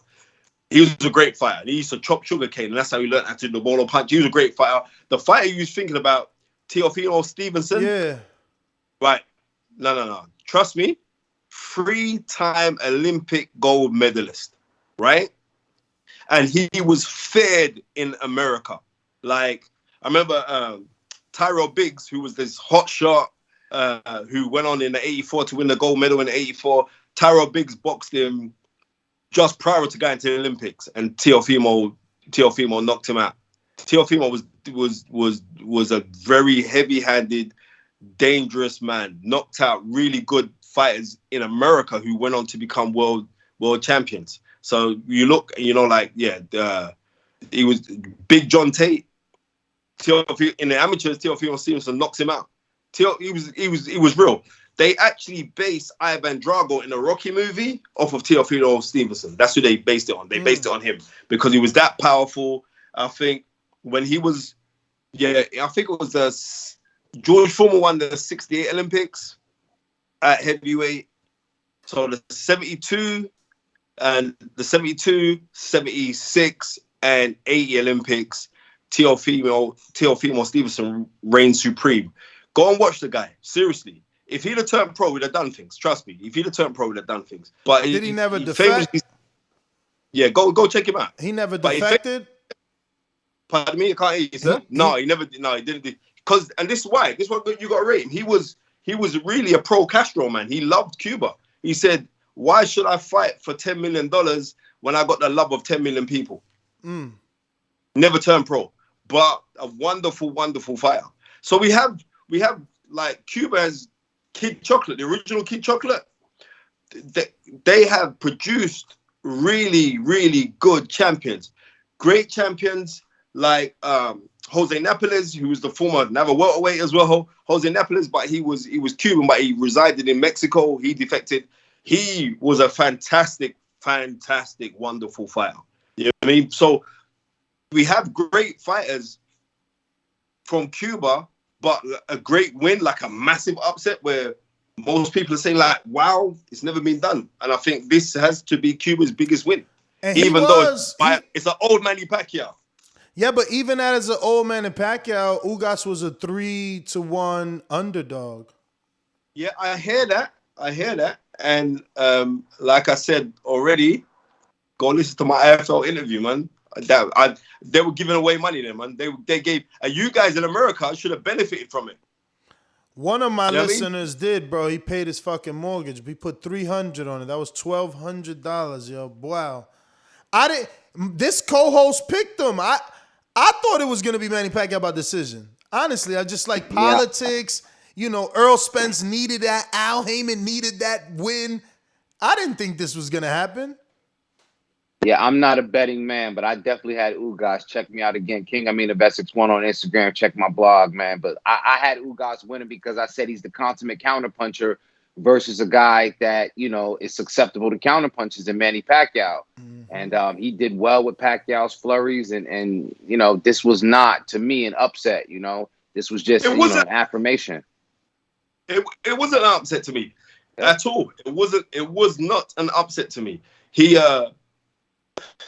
like it's crazy that sometimes we can buy into the hype, and then also we're looking at the fact that we're discrediting just how good Ugas is. Ugas is a very, very good fighter. It wasn't fun for me. Like I was, people hated my commentary last night, but it was just that he was just jabbing. It was one at a time. I was begging for him to throw right hands. It was just one punch at a time.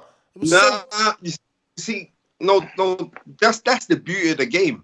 That you do what you do to win and you keep it consistent. Because at the end of the day, you're in with a man who history books are going to talk about him in the next 100 years. Mm-hmm. You realize this, right? History books are going to talk about Manny Pacquiao in this great esoteric kind of speech about how wonderful this man is. And the things that he has accomplished. And not only just accomplished inside the ring, just his persona, how he comes across, how he's very engaging, how he's loved by his Filipino people. Yeah, he's the Filipino Muhammad Ali. Yeah, 100%. 100%. Seriously, yeah, 100%. And imagine, and he's the Filipino Muhammad Ali without even having to stand up for anything. Well, he's standing up for his own people. He's bringing economics to his people, awareness. Come on. I get what you're saying when he's a Filipino. I say he's the Filipino Muhammad Ali of the late tail end of Muhammad Ali's career when Ali became. Of course, he didn't have a representative, more as a representative, but not as far as the activist. I got you, Spencer. I get you. Come on, man. Yeah, I mean, sometimes I wonder about my little Hispanic dark-skinned friend over here. Sometimes I got my reservations about this guy. This guy. But let me see. We got a super chat here who says, Ugas beat Porter handedly, but whatever. He snatched the torch from the legend. His Super WBA title is official. I saw his fiance. Ugas is living his best life. He ain't going back and forth with anybody. That is absolutely true. Ugas is absolutely doing his thing right now, man. He's winning. What do you think is next, though, Spence? I mean, I'm thinking, obviously, Earl is hurt. The plan should be that PBC wants to do that in-house fight and unify. So give him something while Earl is nursing himself. So I'm thinking like I think Kiefer. I mean, Thurman might be a little. Isn't Danny the better name to make sure Ugas doesn't lose? Like, no disrespect to Danny, but Thurman has a shot, especially this version of Thurman. He's back training. He looked real slim on a telecast last night. You could tell he putting in miles. He got the tan. Yeah, you know what? I could see like Danny because the Danny fight. Danny's still a respectable name, right? He's very marketable, especially his old man. His old man starts talking the trash as well, and that fight could sell. Nobody will really complain and say, "Well, you don't deserve a win," because when Ugas won the WBA regular title, he rinsed that belt like no one else's business. You know what I mean? So, right, he did. He rinsed the belt so much that the gold came off. Right, so he now can. Danny Garcia is a good name. He's a very viable name. He's known across the waters. I'm in the UK. Forget that I'm the guy when it comes to boxing, but we know him.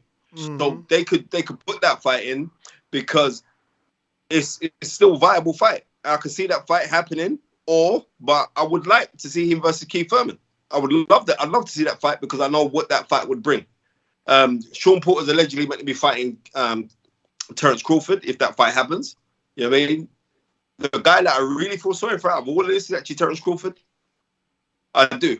I really do feel sorry for him. He was sitting out waiting to try and get the Manny fight. Manny fight eluded him, right? He been going back and forth with Errol Spence. That ain't happened. So it's like I kind of. You seen what he said though? You seen what Terence said yesterday on Instagram? He said, "Looks like Spence gonna need me after all, though." And he put like, I don't know, showing all the teeth emoji. And then he says, I know you're really mad about that fight last night because I was, but not in a hating way, just in a missed opportunity way. Don't beat yourself up about it, champ. Don't beat yourself up about it. Get well, champ. So he's basically telling Crawford, you need me. Earl, that now that you couldn't get Pacquiao, you need me for your legacy. Do you believe Earl needs Crawford for his legacy? Yes. And the simple thing is, how are we going to be sitting down saying, well, we've got two unbeaten welterweights, not fighting, they both hold belts, and then not fighting each other? Do you think that would happen in 1981, September, in Las Vegas, Sugar Ray Leonard, Tommy Hearns? Never would that have happened, right? Never would that have happened. I don't know. Why you say that all the time, man? Showtime put a documentary that made it seem like Hearns, Leonard did not want to fight Hearns and Hagler. Both of those fights he had to be forced into. There's interviews with Emmanuel Stewart on record saying that Leonard will never fight Hearns until it actually happens. So it's just like now, like we want certain fights and we don't get them till we get them. Ness, you're talking to me, bro. I'm asking you, right? I'm telling you now, right? Originally, Sugar Ray Leonard and Tommy Hearns should have fought each other in 1979 for $100,000 each. You're talking to me now. You're not talking to. Right. The fight didn't happen because Angelo Dundee said, nah, let's make that fight grow. And right? Angelo Dundee is Leonard's trainer. Leonard's manager and trainer. He was on paper as manager and his trainer. Okay, but ain't that what happening now? Crawford wanted to fight Earl, and Earl said, yeah, 60-40. Nah, 50-50. All right, 70-20. Like, it's the same shit. But this is unfortunately now in a. How many years it took to make? How many years it took to make, Spence?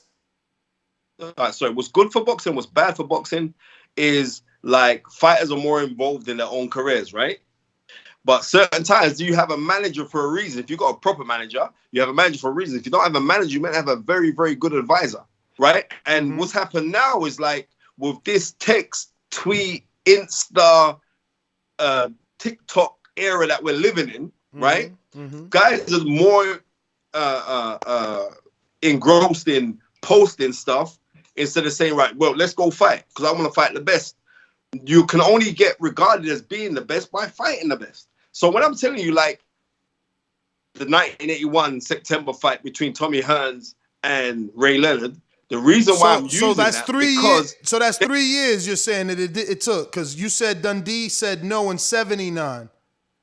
79. So 3 years it took to make. 2 years. Took 2 years. Oh, wow. Because at the end of 79, November 79, Sugar Ray Leonard beats Wilfred Benitez for the World WBC title.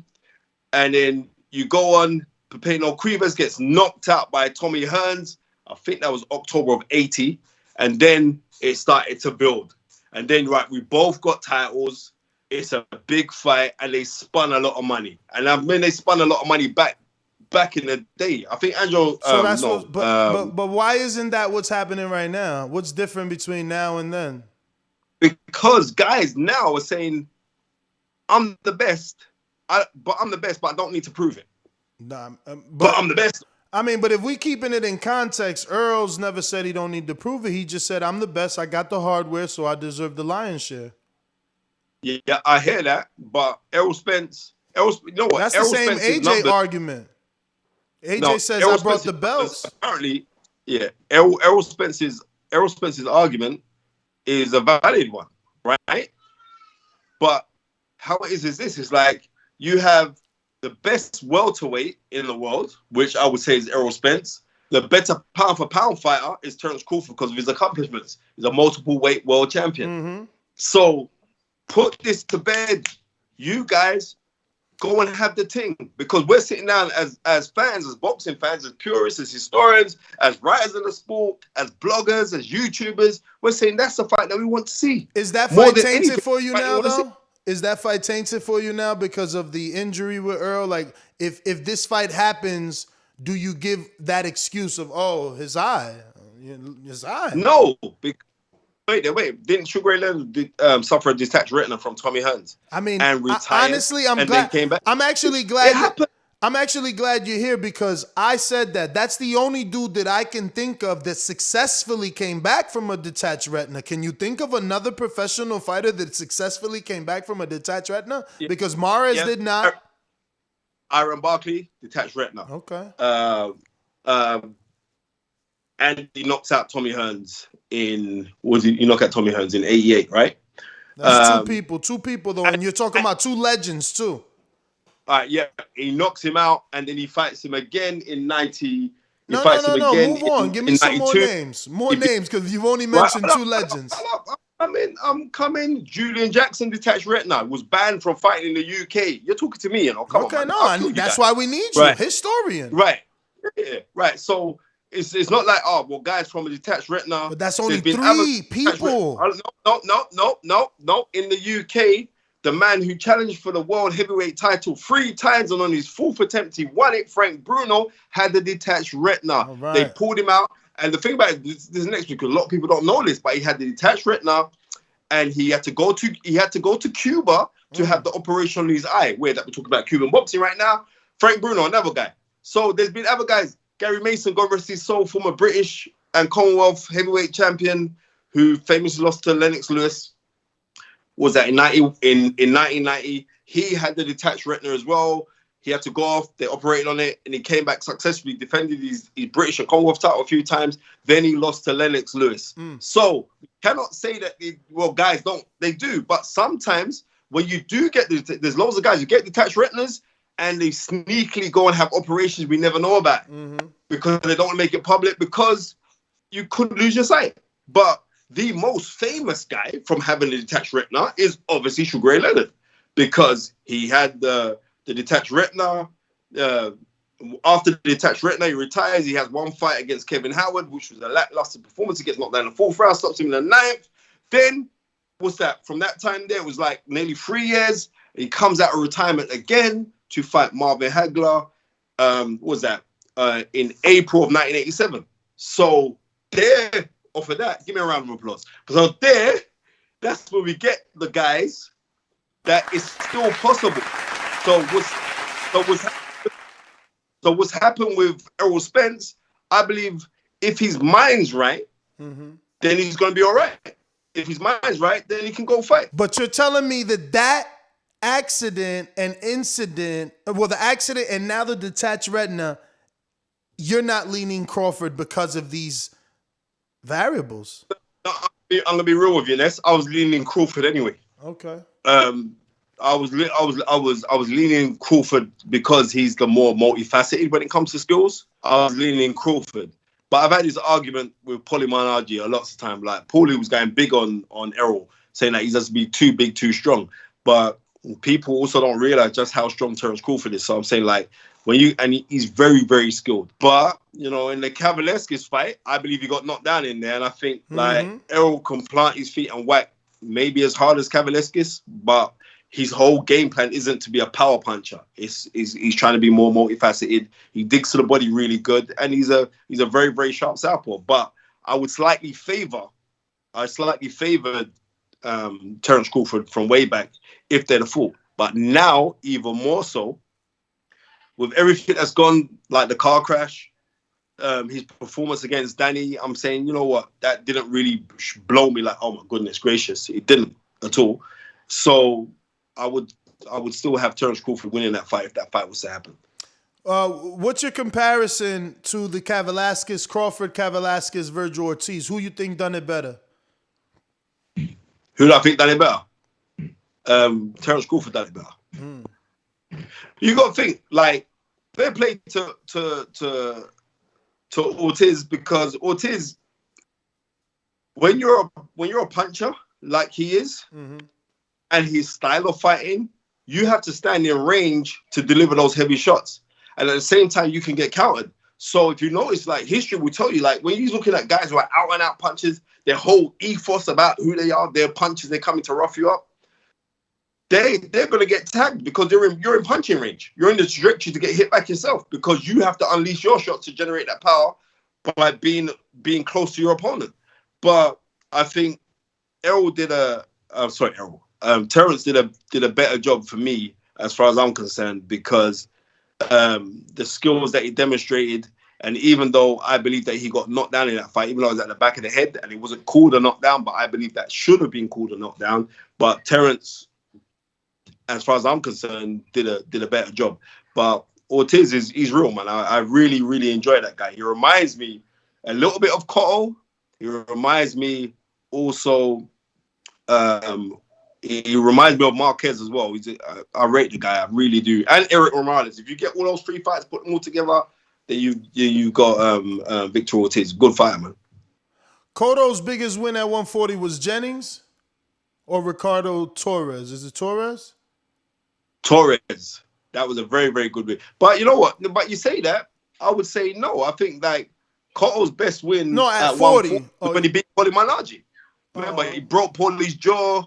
Paulie went on, after that fight, Paulie went on to win a world title at 140 and move up to 147 and win a world title as well. So I would say that his best win at 140 was that win. The reason I asked is because you said Virgil similar to Cotto, and I remember Cotto had a pretty short 140 career, but I do remember him actually winning or doing something significant at 140 before going to 147, where Virgil, I don't think he got the opportunity for that. His hooker fight was at 47, and he left 40 because of his stablemates. He had Mikey at 40, and he had Jose Ramirez at 40. But yeah, man, good welterweight division though. Look, Ugas needed this. There was a certain perception that he was gifted the title, that Pacquiao was stripped unjust. So, this made him an official champion without a doubt. Of course it did. And you know what? It couldn't happen it couldn't happen to a nicer guy, because, like, anybody who climbs into that ring for the entertainment of us who want to sit down and eat popcorn and watch two guys go at each other, you got to give those guys credit. Now, whether they're doing it for $40 or $40 million, you got to give those guys credit. And as long as guys are going out and they're fighting and they're respecting the noble art or the sport that I emphatically love, then I got to give you nothing but 100% respect. And that's what that's Ugas done the thing. He went out, he did his thing, and he should be congratulated. We shouldn't be working off the fact that, Manny was old or this, or Manny didn't do it. No, he boxed a very good fight, a very, very tactical, smart fight, boxed within himself at times, and then unleashed those overhand rights every now and then. But he was still saying, listen, I'm in there with a legend. And a legend that can, when they say that the old adage is the last thing you get to lose is your punch, power. Yeah. Manny can still punch, bro. Right? It just seemed like he couldn't deliver that. Like, he couldn't. It seemed like he couldn't deliver it. I know Ugas' face showed the signs of the fight, but I just never really seen many clean punches. Like, it was difficult for Manny to put together a decent amount of offense. Let me get to this caller here. What looks like Zorro. One moment. Let me get to a caller. Mix it in here. Zorro, what's going on? What's going on, y'all? Good fight. I like how we get a little mix up. So I think you guys should go fight somebody like Danny. Probably should get in there and fight somebody like Thurman. I mean, the fighters that we were counting on, or they're kind of the distance of those fights seem a little bit bigger now. You guys can bring some more excitement. Hopefully we can support fighters like that instead of talking down on them, because this is who we have.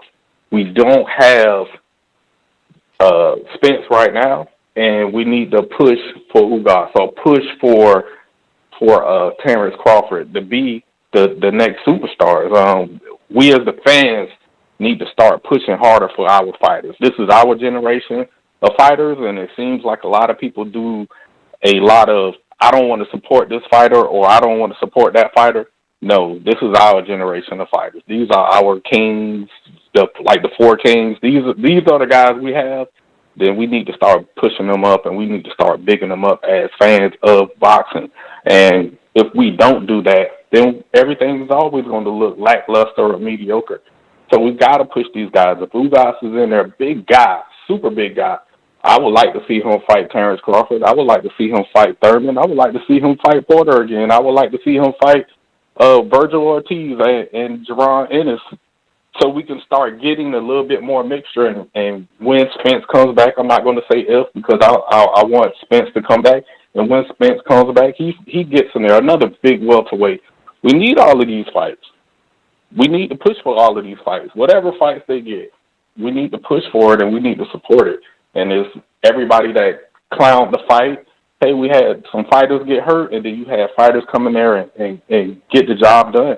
And you got to show. And now you got a champion right now, and you're going to beat him. Savannah, Georgia, stand up. Thank you for calling in. Yeah, man, look. We got to big him up. You're absolutely right. I'm a victim. I didn't think Ugas could get it done, man. I didn't. You know, his favorite little combination is like to counter to the body with those little uppercuts, and I just felt like that's gonna, like, I thought Pacquiao was gonna come over the top with the right hook. That's just never happened. He kept the jab on Pacquiao, man. Kept the jab on him. It was a well-timed. You know what I like about his jab? It was well-timed and it was sharp, and especially when we see like because I mean you posted it on your Instagram. And I thought, yeah, that's a torn bicep, because I've had the same thing. I've torn my bicep, and the muscle bulges at the bottom of the arm, right? So maybe the tear wasn't like parts of it was hanging, but I don't think it was a complete full tear. But there was something was wrong with his arm. I'm telling you that now. So that's what I said. That's another reason why I didn't think I stopped thinking like, oh, Manny may get the knockout now if this guy can't use his arm. I mean, I didn't understand what we just saw. he had this. It looked like his arm swallowed a baseball, and all of a sudden he can punch on fight night. I'm like, bro, you know what, Ness? I'll send you the picture when I've done my arm. It was disgusting, and like, yeah, it was really, really bad. So we're going back 2013. So I know the pain that he must have been in, and like prior to the fight, he was icing the arm and everything else. And I don't know like where they were fighting, if you're allowed cortisone injections, but maybe he had a cortisone injection to numb it. A lot of people were assuming that he did get one. Yeah, well, if he did, like I'm saying, like that's not really cheating. That's to alleviate pain. That's not a cheating substance, right? And fair play to him. He boxed an intelligent fight, and I'm glad that a fighter like that got the win over Manny Pacquiao, because all it's done is put the cat among the pigeons now. So we're going to be looking and saying like, right, well, so what's next for him? Or do we really think that he could be going in with like a Terrence, or he could be going in with a Errol Spence? I believe that he can go in with those guys. I'm not saying he's going to win, but he can go in with them and like let the guy have his day in the sun. How crazy is that? Oh, you're fighting Manny Pacquiao. When? In 11 days' time. That's right. Do you know how crazy that is? That is. So right. So when everyone's saying, oh, well, we feel sorry for Manny Pacquiao because, you know, Errol pulled out and they switched the opponent on him, and I get it. So wait, did Ugas have some big training camp where you sitting down saying, I'm waiting for Manny Pacquiao? No. He didn't, did he? No. The fight sprung up and he said, you know what? I'm going to grab this thing with 2 hands. You know what I mean? I'm going to grab this thing with 2 hands. How much did you get paid yesterday? 3 mil? I don't. Ugas? Yeah. They gave him 3 for that? I don't know. How much do you think? I'm hearing the whispers. I don't know. Regardless of what he got, he must have got paid nice. You know what I mean? You're stepping in for this. Right. Even though you're not the attraction, he got paid nice. He must have got around about that. I believe. Right? Come on, man. So we'll see now where he goes from here. It's exciting. It's really exciting for the welterweight division because like over in the UK now we got Conor Ben doing his bits right now. You know what I mean? So he's got the Granados fight rescheduled, man. It's unfortunate. We wanted that to be over already, so now that one's rescheduled. Yeah, I know. But you know what? Everything's timing. How old is he? Down, wait. How old is he? Who, Conor Ben? Yeah. I think Conor Ben's 28 now. No, 26. So how far you think he is from Eddie offering the likes of a Danny, a Thurman, top 5 welterweight a shot? I'm not quite rightly sure of that. I tell you, we got a kid over in the UK right now, Michael McKinson. Really good kid. Really good. I think he's like number 1 ranked in the WBO. Yeah. Right? He's a throwback fighter. He's like a 50s fighter. We got him as well. Isn't that the guy that beat Chris Congo? Who? He beat Chris Congo. Yes. And Congo beat Clay. That's right. So yeah, he's a good fighter. Yeah, we were high on Congo. I thought Congo was not gonna lose to him. You know what? A lot of people thought that, but you know what? Michael McKinson he's awkward. He's a southpaw. He's relentless. He's big. Yeah, and even though he's not a big puncher, he punches hard enough to gain your respect. Yeah. He's one of those kind of guys. So we've got him there as well. But when we're looking like for fan base and stuff, Conor Ben's on another level because they're saying Conor is really 24. He's 24, so he's still young. He's still young. Yeah. He's young. But it seems like he's been around for a long time. But you think a Danny fight is you think he's after Granados? Would you be okay if Eddie announced him versus Danny Garcia? Would be okay with that fight, but unfortunately, cause Danny is with PBC, I couldn't see that fight happening. Well, I mean, there's no USA boxing schedule for DAZN, so I mean, that fight could happen, and it could be DAZN UK. And it could do. And USA, it could be, I don't know, maybe Showtime or something crazy.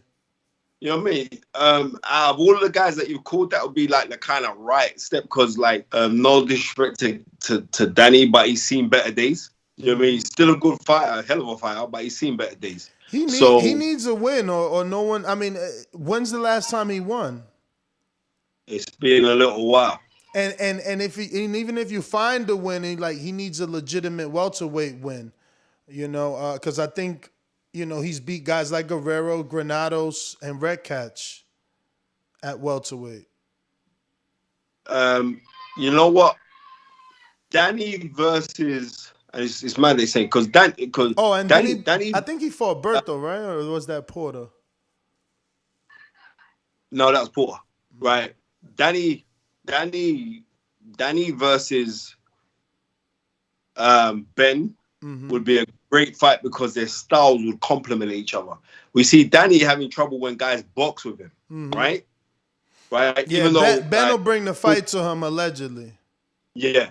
Right. So when you see that kind of Danny, so they would complement each other. I'm telling you that now, because right now Conor Ben's calling out to fight. He's called out Sean Porter, like you say. You want to mix with those kind of guys, right? But I mean, shouldn't Eddie give him like Khan or Brook domestically? Listen, well, Khan and Brook are meant to be fighting. They're meant to be fighting in October. So it's all over the place because that fight allegedly was going to be announced for Sky, but then last week we're seeing Amir Khan sat down with Eddie Hearn and tweeting out the DAZN hashtag and stuff.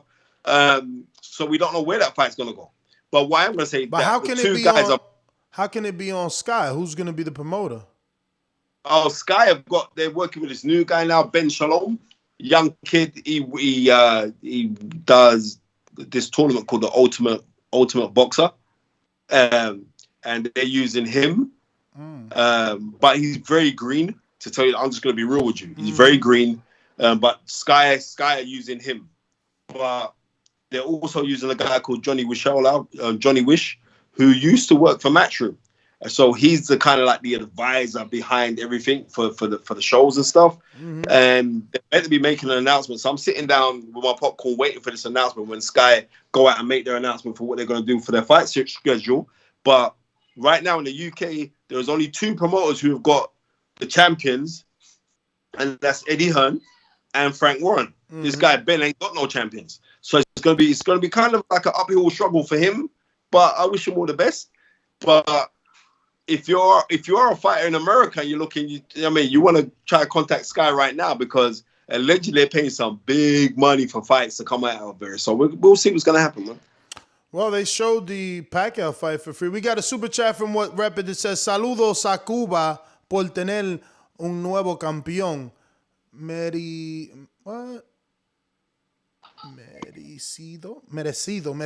earned. We got New York City, David Maldonado. What's going on? Actually, Stainless, I'm sorry. What's going on, brother? Are you available, Stainless? Let's say yes. Yeah, you can hear me. I hear you. Oh man, I'm probably the only one excited about this loss, man. Shout out to Ugas, man. I take my crow this evening, because I've been looking for Manny Pacquiao to lose or at least get taken away from them belts so he can't keep taking them back over to the Philippines and hold them hostage. Look, Manny Pacquiao is a legendary fighter, 8-division champion, what 20 years, almost 20 years professional. The guy's done his thing.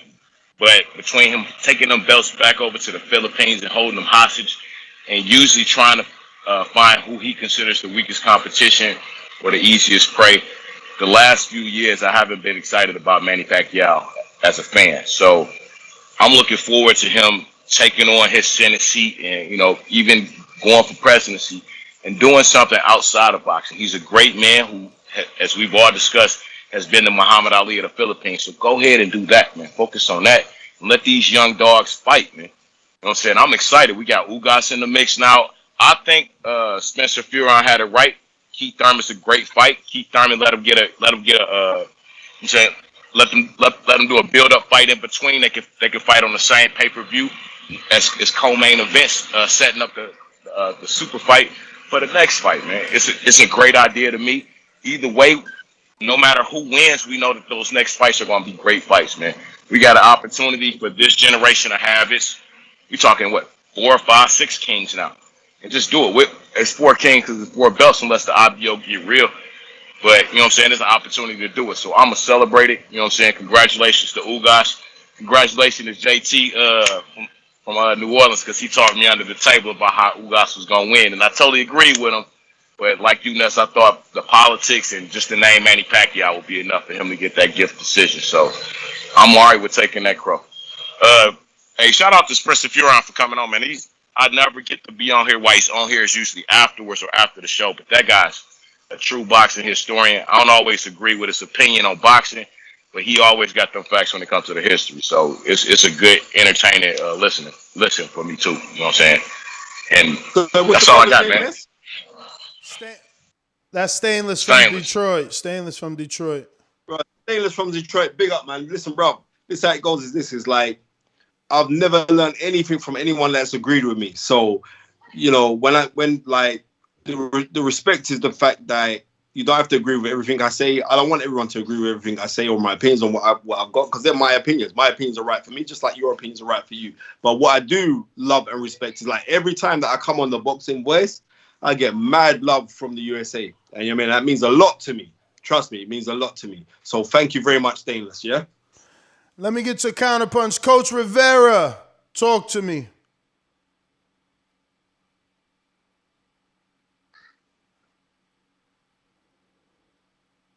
Coach Rivera. We hear Hello? you. Yep, we hear you.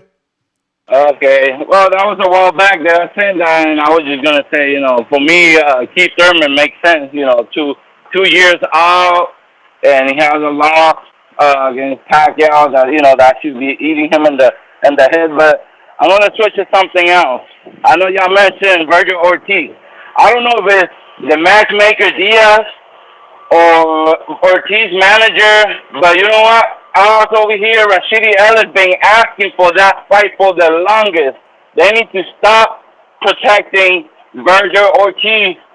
It's the only fight that Rashidi makes sense for Rashidi because they're in the same side of the street, and they need to stop protecting Virgil. If they don't think Rashidi's not worth it, but if they think Chidi is a cherry, take the fight. It's an undefeated fighter. It's not like Chidi has a couple of losses or anything. So that's my thing. I'm tired of Golden Boy holding back Rashidi. They need to pay to either give him a good fight or at least put somebody from the same stablemate that is popping right now. Yeah. Well, Coach, man, thank you for calling in. It would be great to see Rashidi get that Blake. What's his name? Not Blake. Fuck. What's his name? That's actually not good if you can't remember his name, but it's Blair Cobbs. Give him the Blair Cobbs fight, man. I like that Blair Blair the Flair? Blair the Flair, man. Blair the Flair, man. I didn't know you was back, man. You going in and out. Yeah, give him the Blair Cobbs fight. No, I'm talking about when you, I don't know if you know, but when you answer your call, then we get the big Skype logo or whatever, so. But, okay. Yeah, man, Blair the Flair would not be a bad fight. And I get what Coach Rivera's saying. Rashidi's over there, he's an in-house fight to make, so what's the problem? But I think Rashidi needs to exit, man. It's been way too long that he's been having the same problem. He's like the Demetrius Andrade of welterweight division. Show Kid says, told y'all Ugas was going to shock the world. Inactivity is the worst thing that could happen to an old fighter. Got my $75 back. Thanks, Ugas. All right. Shout out to you. We got another counterpunch from Seattle, Washington. Mr. PBC, talk to me. Yo, I got a question to ask y'all. So now that we know everything that happened with Manny's team, his sparring partners, and Ugas' sparring partners, what you mean? What happened? Maurice Lee, do you think this played into effect, having a sparring partner that was with Manny and then helped you out and also was in your camp? Nah, for Ugas? Nah. I'm just saying. I'm trying to give the Manny boys, a little help. First of all, Maurice Lee ain't the southpaw man. He's never gonna be the southpaw man he is. I got a question. So since the 40 million is real, do we believe that the 50 million was real back in the day? You gotta add expense of that. I believe it. That's my call. Spence, they're teasing you, Spence.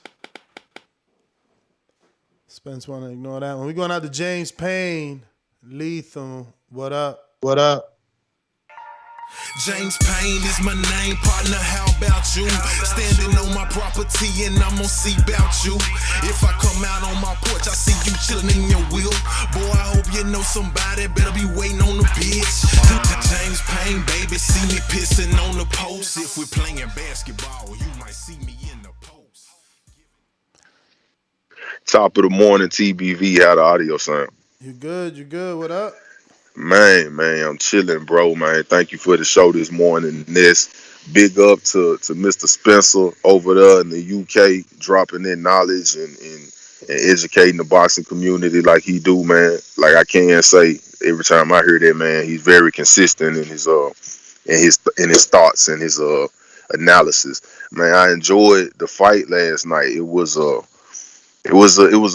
great occasion, man. Turning of the guard, man. You know what I'm saying? We got the old guard heading out, and we got a new gen coming in. And the reason that I'm really happy for Ugas, man, 4 losses, and he's the world champion, and he's at the top of the mix of the welterweight division. I like that, man, because I think we give too much. We talk about it all the time. You know, we give too much credence to the O. Everybody trying to protect their O's, but that man getting in there mixing it up. It's not over for you if you taking the loss. You can be a world champion. You can climb to the mountaintop, and you can be up there with the rest of the Lions. Hopefully Earl will come back, man. But you know what I'm saying, I'm not very optimistic, man. This is like two serious things that he's been going through in his career, and I wish him the best. It's actually my favorite welterweight fighter, man, and I hope that he's able to climb back. But right now it's all about Ugas. You know what I'm saying? He looks like a world champion. He living a championship lifestyle, and now he got the title officially to boot. So congratulations, Ugas. Thank you, TBV, for the time, the platform, the content, man. I'm gonna hang up and listen to the other callers. All right, New York City, David Maldonado. What he done to the boxing world to be number one in the junior weight division.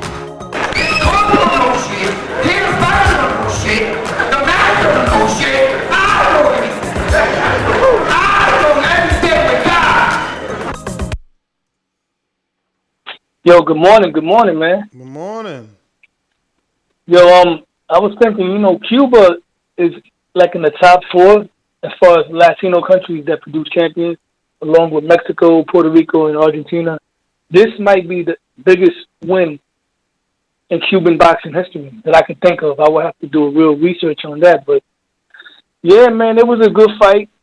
I'm surprised that they didn't take it from Ugas. I thought they was going to take it from him because the announcers were making it seem like Manny was winning the fight. You know, he was throwing his flurries, but Ugas has good defense. He's a good counterpuncher, and Ugas is not going to be a walk in the park for anybody. He might get some wins over some of these guys, man. You know? As far as Manny Pacquiao goes, I think he should retire.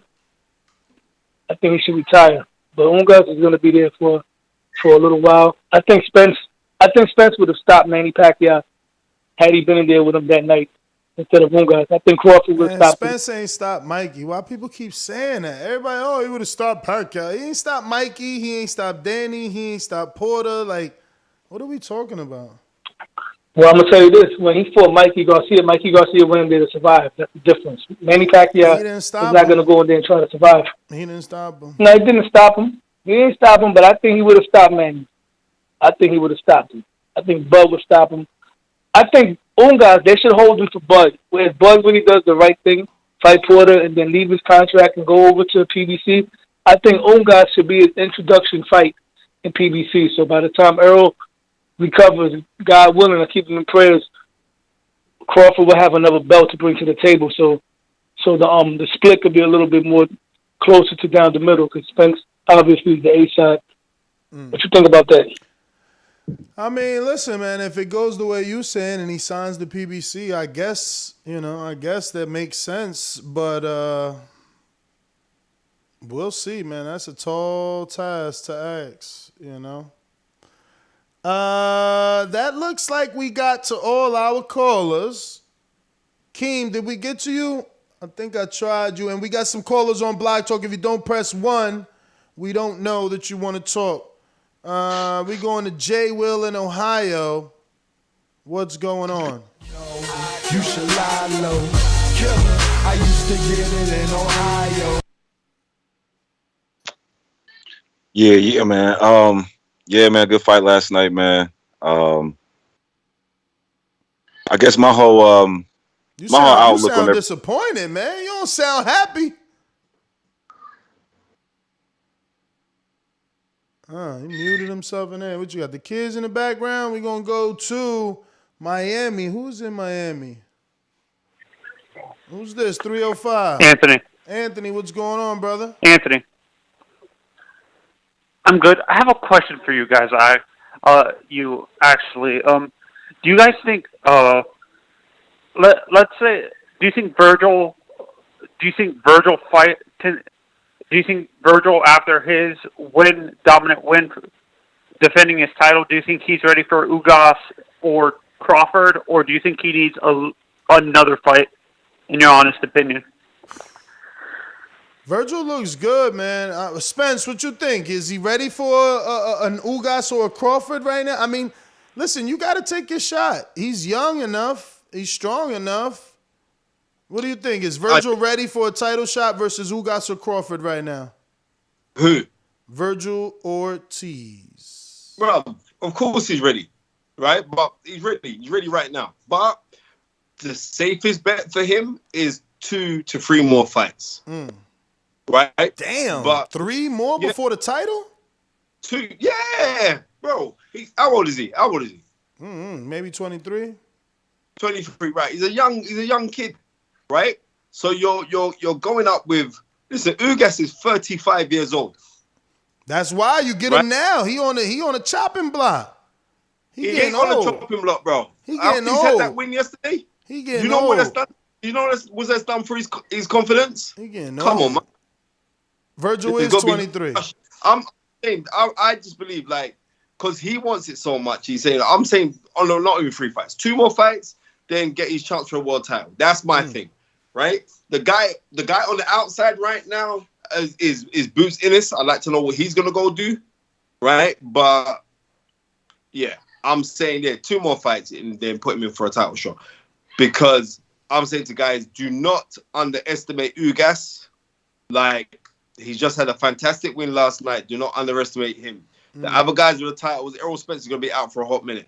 Terrence Crawford, we don't know what Terrence Crawford's doing right now. Right? Yeah. We don't. Right? So, but out of the bunch right now in the welterweight division, I'll say that Errol's the best welterweight. I said this already. The best pound-for-pound fighter in the world is Terrence Crawford. So he'll be ranked higher than him on the pound-for-pound list. But as a welterweight and the wins that Errol Spence has had and how he's demonstrated, even when it's been like kind of semi-lackluster performances, it's still been good wins over good notable men, right? The win over Danny is a good win. The win over Mike is a good win. The win over Sean Porter is a good win. These stack up. Yeah. Mad Ben in Kansas City. What up? What up? How are you? Hey, Ness. I'm good. Thank God you wasn't judging that fight last night. Oh, my God. You'd have been raging this morning. Yeah, man. I just thought to gloat a little bit because I put it in all my super chats. I told you Father Time and Ugas' fist was going to be the difference. Yeah. Whether people want to know it or not, Manny got old. He was old. You saw it in his face. You saw it in his body. Ugas was standing in front of him, and he couldn't land punches. He was coming up short. Every time Ugas hit him with the right hand, whether he blocked it or not, he was getting tossed around the ring. He was, oh, and then at the end he was, oh, my legs got stiff. And he always got an excuse. The shoulder, the legs. You need to go in the seawater. But shout out to Manny Pacquiao. And shout out to the boxing boys. Shout out to Spencer. My brethren. From England. Big up. All right, man. That's my call. Shout out to you, man. We going out to Jay Will. What up? Yeah. What up, man? Yeah, man. I was kind of disappointed, man, last night, man. I kind of wanted to see, hopefully, that Spence Manny fight. I was still hoping to see that, but you know, I guess it's a gift in a way, because I'd rather see Manny. This is going to be his last fight. You know, go out the way he did, man. You know, he didn't get beat up too bad. You know, he just got kind of pecked to death. A couple of decent little blows, but you know, we didn't see the man, you know, go out on a knockout. You know what I'm saying, like Roy Jones or something. So, you know, I guess that was the little, I guess, gift in this whole situation. If that is his last fight, but got to give Ugas his credit, man. He's a solid fighter. He may not be the most entertaining fighter, but you know, he definitely is. He's solid, man. He is going to be tough for any of the top guys to beat. I'm not sure if anybody said this. I haven't heard anybody speak on this, but old boy, forgot his name, but Floyd Mayweather's right hand man, not not Ellerby, but his cousin was saying we may see a Pac-Man versus Floyd exhibition now. I think it's funny that Floyd would now, or the camp now, would make those rumblings of now being okay to do a fight, because obviously, you know, Pac-Man looks a little older, a little slower. Man, they throwing him a bone. Why you think Floyd doing it because he looks slower? He throwing him a bone. Floyd's career's been perfect. He not doing it because, now's the right time. I already beat you in your prime when everybody thought you was going to beat Okay, me. well, my only kind of argument to that, Ness, my only kind of argument to that. Or in prime, bro. Come on, man. Huh? Neither of them were in their prime when they. Man, listen. Pacquiao was in his prime enough to fool everybody, and everyone thought he was going to beat Floyd, except the real people that knew boxing. Ness, don't be silly, man. I'll show you all of that. I was murdering Johnny Nelson, the former WBO World Cruiserweight Champion, Britain's second longest ever reigning world champion. And I told everybody that that's easy work for Floyd. And it was easy work for Floyd. But I'm saying that both were not in their peak. Let's just call it as it is. I mean, right? I don't know. Let's come on. I like to argue with you as well. I know, I hear you, but see, this whole prime argument is such a subjective argument. Like, you can't. It's not subjective. How? Was it the Manny Pacquiao? Hold up. Was it the Manny Pacquiao that knocked out Ricky Hatton? That Manny Pacquiao? No, it wasn't. And was it the Floyd Mayweather that put in a tremendous masterclass against Gatti? No, it wasn't. It was two men past their best who fought each other. They made a lot of money, but the fight was 5 years too late. It don't make no difference because the fight still happened. And it doesn't make, even if it was a prime, in my opinion, my honest opinion, even if it was a prime Manny Pacquiao from the Manny Pacquiao back when he knocked out Ricky Hatton, I still believe that Floyd Mayweather would have beaten that Manny Pacquiao. Doesn't make a difference, but they didn't fight in their prime. So let's cut that bullshit. Listen, no, I hear you, man. I hear you. But for me, boxing has us so numb that, fights not happening in the first year, 5 years, 7 years, that's normal. So I'm not considering either of those men out of their prime because while they weren't fighting each other, they were dusting off everyone else. Ness, how old are you now? I'm 42. You're 42. Well, you carry it good, cause I didn't even know, right? You're 42. Ness, you can't fuck like when you was 22. I can tell you that. I hear you. I'm not here to say anything different. Bro. I hear you, though. I hear you. But Floyd wasn't 42 when he fought Manny. Floyd was He was still old. What was he? Maybe 36, if that, 34? What was Floyd? He 36. 36? Come on, man. That's what I'm saying. Like, we turn around and say a fighter at 23 can't be in his prime because he hasn't got enough experience. Then we turn around and say a fighter with experience at 36 is out of his prime. I wanted this shit on because I like arguing with you because you're my guy. No, I just want to be taught. I just want to be taught. I want you to teach me when is a person's prime. Like, because everyone's prime is in a different age. It's like Danny was in his prime when he beat what? Amir Khan? You see what I'm saying? Exactly. He was in his prime. So really what you're telling us is we got to pick and choose your best win and say that was your prime. I don't know. No. Because there's certain guys who have had great wins when they're old. When Ali beat George Foreman 1974 October, that wasn't Ali at his best. He weren't at his best then. He was past his best then, right? The Thriller Manila when they fought in 75, Ali versus Joe Frazier for the third time, Ali weren't at his best, Frazier weren't at his best, but they put them together and made a great fight. But they were not at their best. They weren't at their primes. They weren't at their peak.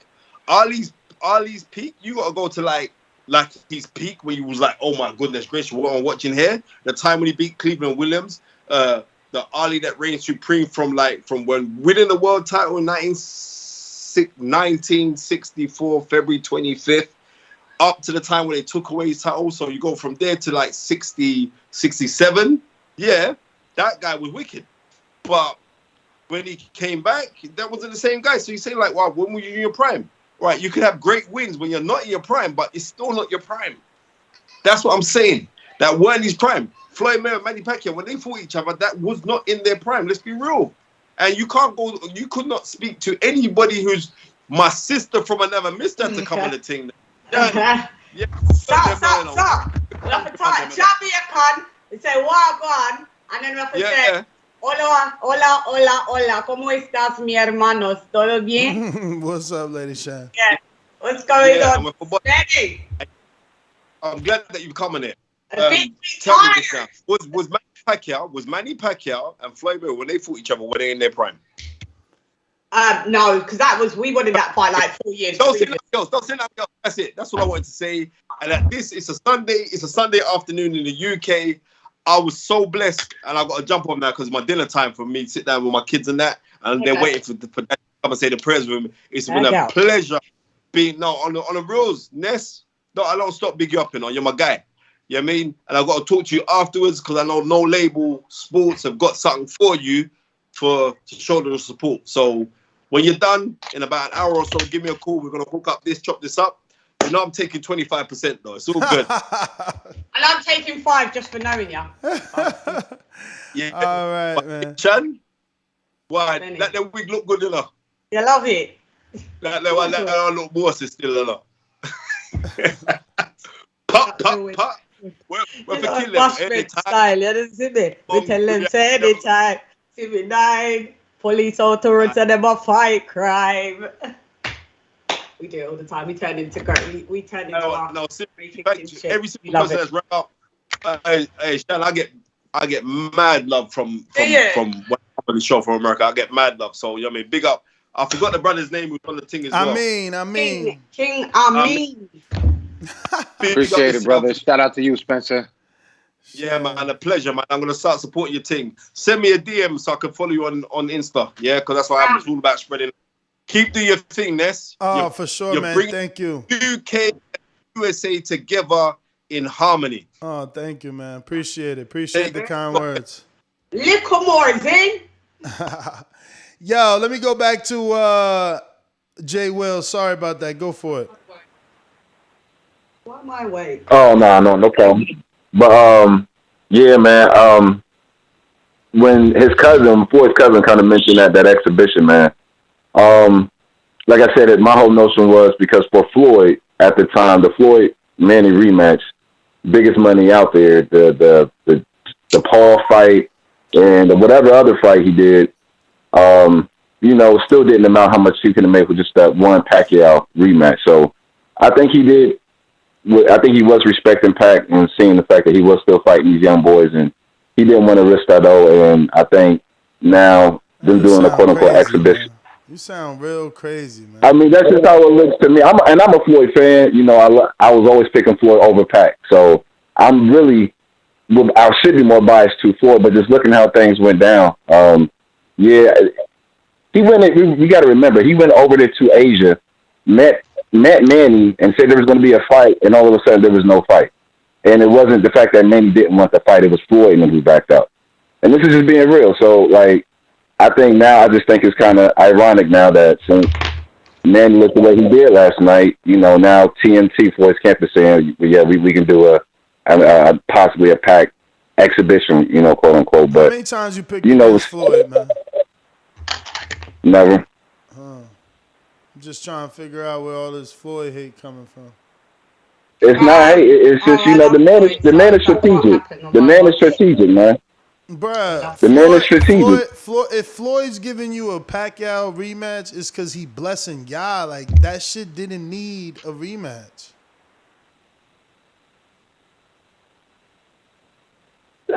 The fight was not that much of a blowout. It wasn't like a Canelo Floyd fight. Let me ask you something. I wouldn't put it in the same. I wouldn't put it in that same ballpark. You had a 7-5. You had a 6-6. 8-4. Manny definitely got 4 rounds. 8-4. That was like a 9-3. Right, you giving 4 rounds to Manny, you being extra generous, man. I gave Pacquiao 3 rounds in that fight. That was being generous. He may have got just 2, to be fair.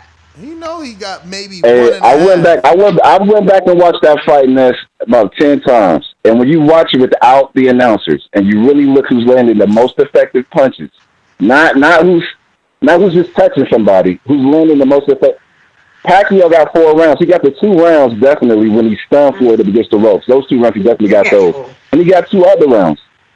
So, I mean, 4 rounds is not really, you know what I'm saying? Jay Will, you mean when he was landing 3 punches around, maybe 2 punches around, maybe? The most effective punches? And Floyd was landing about 4 or 5 himself? Like Floyd was not landing a lot against. The fight was mad boring, to be fair, but yeah. It was. Right, I You mean, just so don't know it's the speed like- of fuck the punches when you're not landing nothing. But I'm saying you act like I'm giving Pacquiao 5 or 6 rounds, but the man only got 4 rounds. I'm only giving him 4, and the 2 are without a doubt when you have Floyd stunned up against those low. Those 2 are without a doubt. He got 2 other rounds. I mean, in my eyes, and that's not hard to give somebody who's pressing the action. You know what I'm saying? So Floyd had a tough fight. His own father was saying, "You fight, you're scared." I mean, we got to be real. Like if you turn the announcers off and you watch it, it was closer to what people make it really out to be. And if you look at how Floyd played the whole rematch, Manny Pacquiao said he was going to fight in December. There was no fight because Floyd backed out. Now all of a sudden they was like, now we can do a big money exhibition with this dude because he see the man looks a little older. You know what I mean? Floyd is my guy. Y'all not going to ever say that Floyd is not my guy. I always picked him over Pac, but the truth is the truth. You know what I'm saying? That's all. But again, I'm glad to see Pac didn't get hurt on his last, I guess, fight against these young boys. That's the angle that I guess I'm glad to see. But call J Will, give him an inch. He take a fucking mile. Shan, get your fucking hands off the mic. I haven't got my hands on the mic. Lies. Wherever you got your hands in the mic, they can't be in the same place. They're not together. Look, I've got my phone. Fucking Shan, yo. Yo, fucking Ellaby ain't give me enough, man. He ain't give me enough. I would have made a show about this. It ain't enough. We're going to talk about it right now. This is going to extend the show. Somebody send a super chat because I'm extending. Don't be fucking hating on me. I'm working hard over here. I got dogs to feed. Next, how aren't you tired? No. Damn. I never sleep. Sleep is the cousin of death. Yo, listen. Look at what Ellaby's out here doing. Why is he antagonizing my man Keith but won't give him the fucking fight? Look, he like, laugh out loud emoji. Oh, Keith hot. And this is Keith obviously going off on Ellaby and Tank. Talking about nanosecond, send a contract, you know. So like, what's up with Ellaby? Why he out here on some Kappa shit? You think are they fucking clout chasing Keith's name and never gonna give Tank this Keith fight? Like, what's up, man? That's what Keith said, man. That's what Keith said, right? He's like, they be clout chasing. He's had no offer sent in. Show me some love. I am keeping it going. Let me get some love. You feel me? Some fuel, some cafecino love. It's only $3 for a coffee. Look at Bo and Bama said $5 for the extended show. That's what we talking about, man. Show some love. That's only $5 for me. Y'all trying to like, what's up with my peoples over here? Listen, but the truth is, what's up with Ellaby? I want y'all thoughts. Why he doing this to Sean? Why he talking all this it's clout chasing. You know, that's what he's been doing. Like that, man? He's a clout chaser. And Furman's clocked it. And addressed it. That's what you got to love with Furman. He don't give two shits. He like, nah, they be clout chasing. No one sent me no offer. And that's it. So Ellaby, I call him Lellaby. Lellaby needs to quit. Look at Ellaby chasing him more. Look, he trolling him. He said, look, the second half of that Thurman fight was brutal. I mean, brutal. I had the best seat in the house, sitting in the coral. If you know, you know. So he trying to tell Keith, like, I watched you. I seen how tough it was. Or he's saying 90 seconds. He's saying that he watched Keith put the hands on Pacquiao and knew that it was tough. You know what that is? Tough fight for Pacquiao and figured that Ugas would win last night. That's what he could be saying too. That's L&B. That's what you froze. You call when he throwing chum in the water. He trying to stir the sharks. That's all. He throwing chum in the water. That's what Leonard doing. Sure.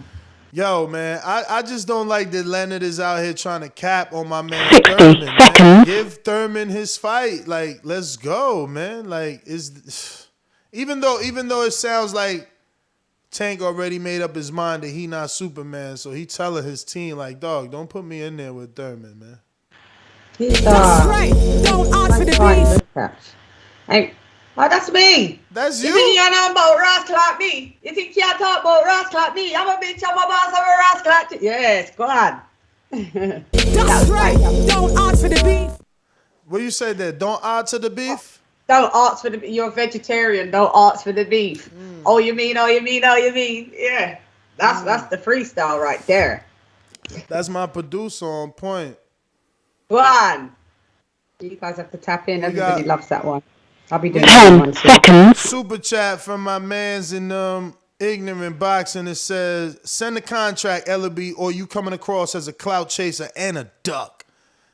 This is true. Yeah. This is Quack, true. quack. This is true. Like you using my man Thurman's name for like clout, man. Like, but ain't he fighting Red Catch anyway? So what's all this yo, about? I don't know why you saying that. Like you sent me a link to like a 16-second video of a dude saying, "Oh, Tank is fighting Red Catch. That's not cool. It's not cool." I didn't. Who me? I sent you that. You got the wrong Somebody person. sent me that shit. I thought it was you, but I'm like, why would somebody send me this clickbait ass fucking fake interview video? Wasn't me. I never said it. You. I just want to know, like, I want to know how. Shout out to my man Joey. Damn, Joey from 12th Street. What up? Listening to the show.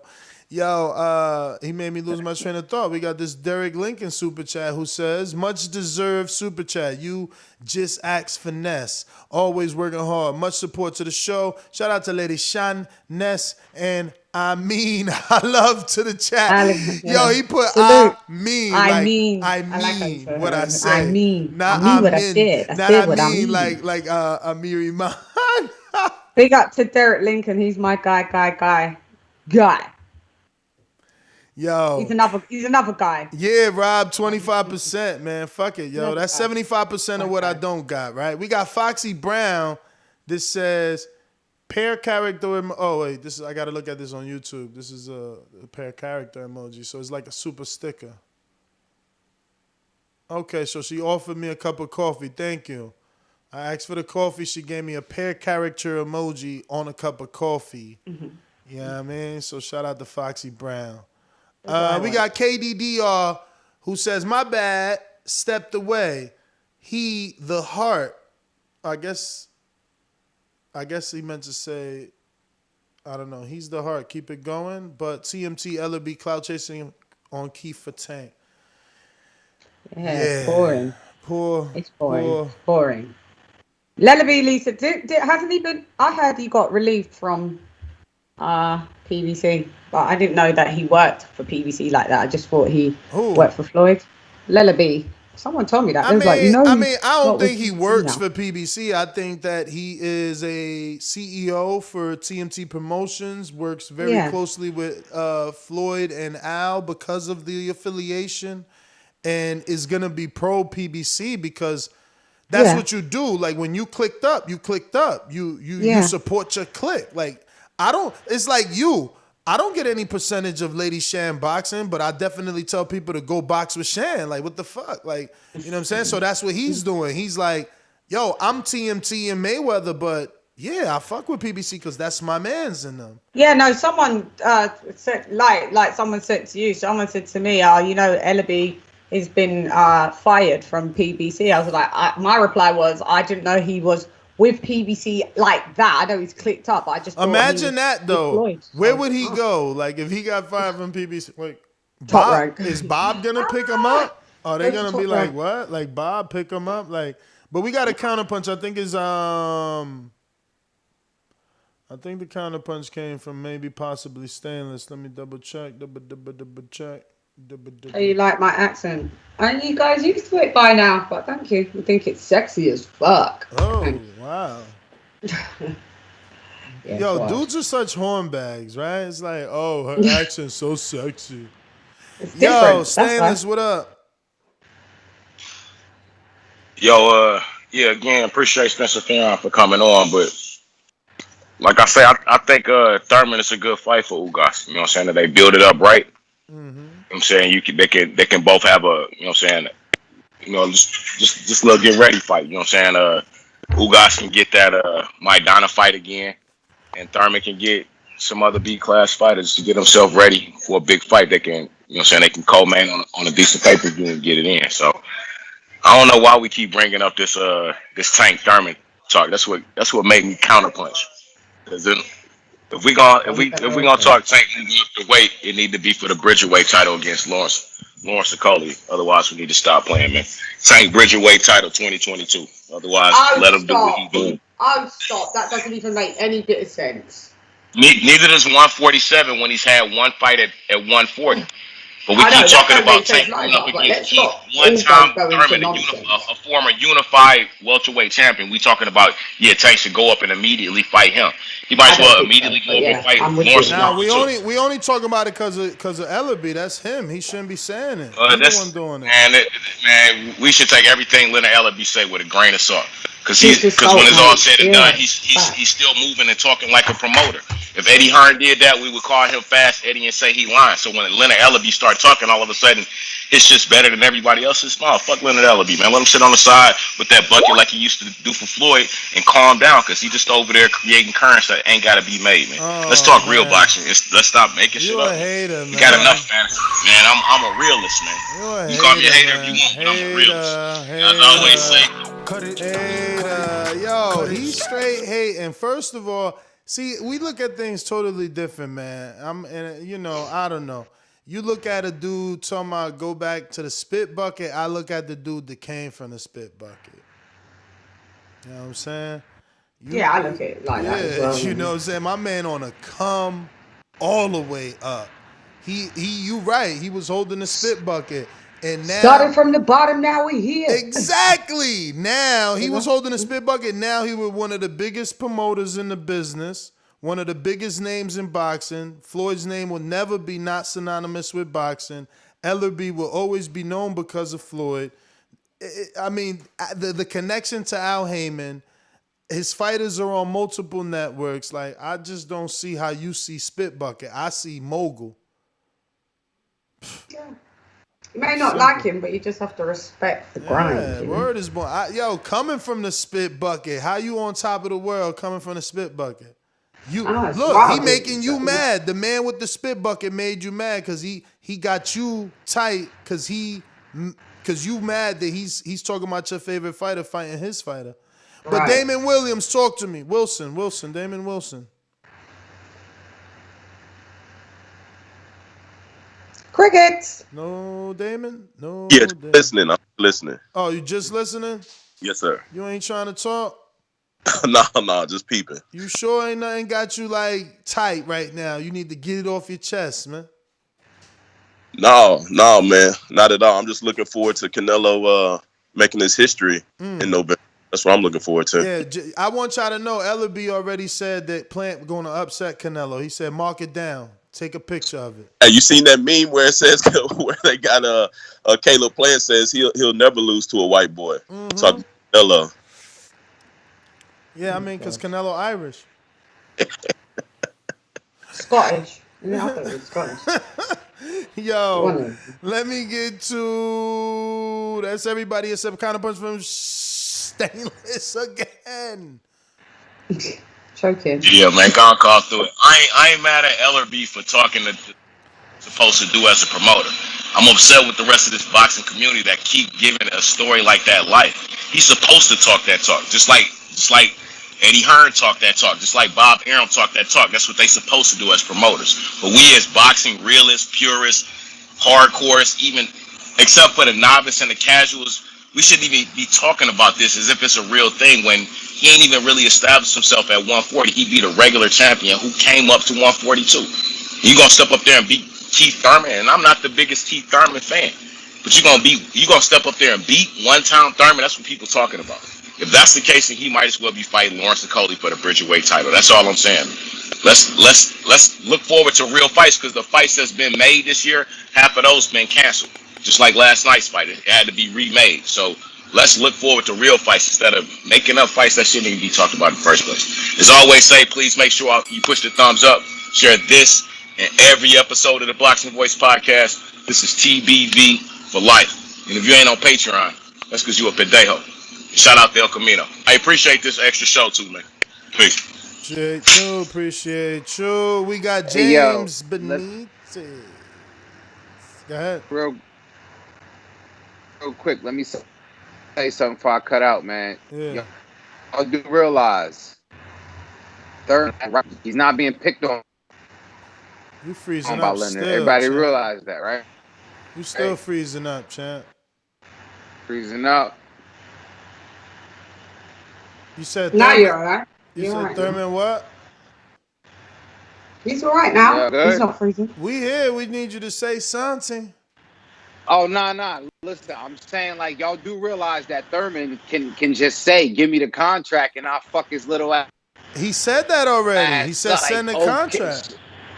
Yeah, so I'm saying like Leonard Ellaby, you know, I guess he's trying to, like I said, he's trying to see if it's going to make enough weight. Here, I don't man. agree. You ain't here. You somewhere else, man. You and chopping you got up. hella background noise right now. Yeah, and you blaming me. Oh, that is you, Lady Shan. I muted him and it's you. What you got background going? I got my... What's that? What you got? Your fan on?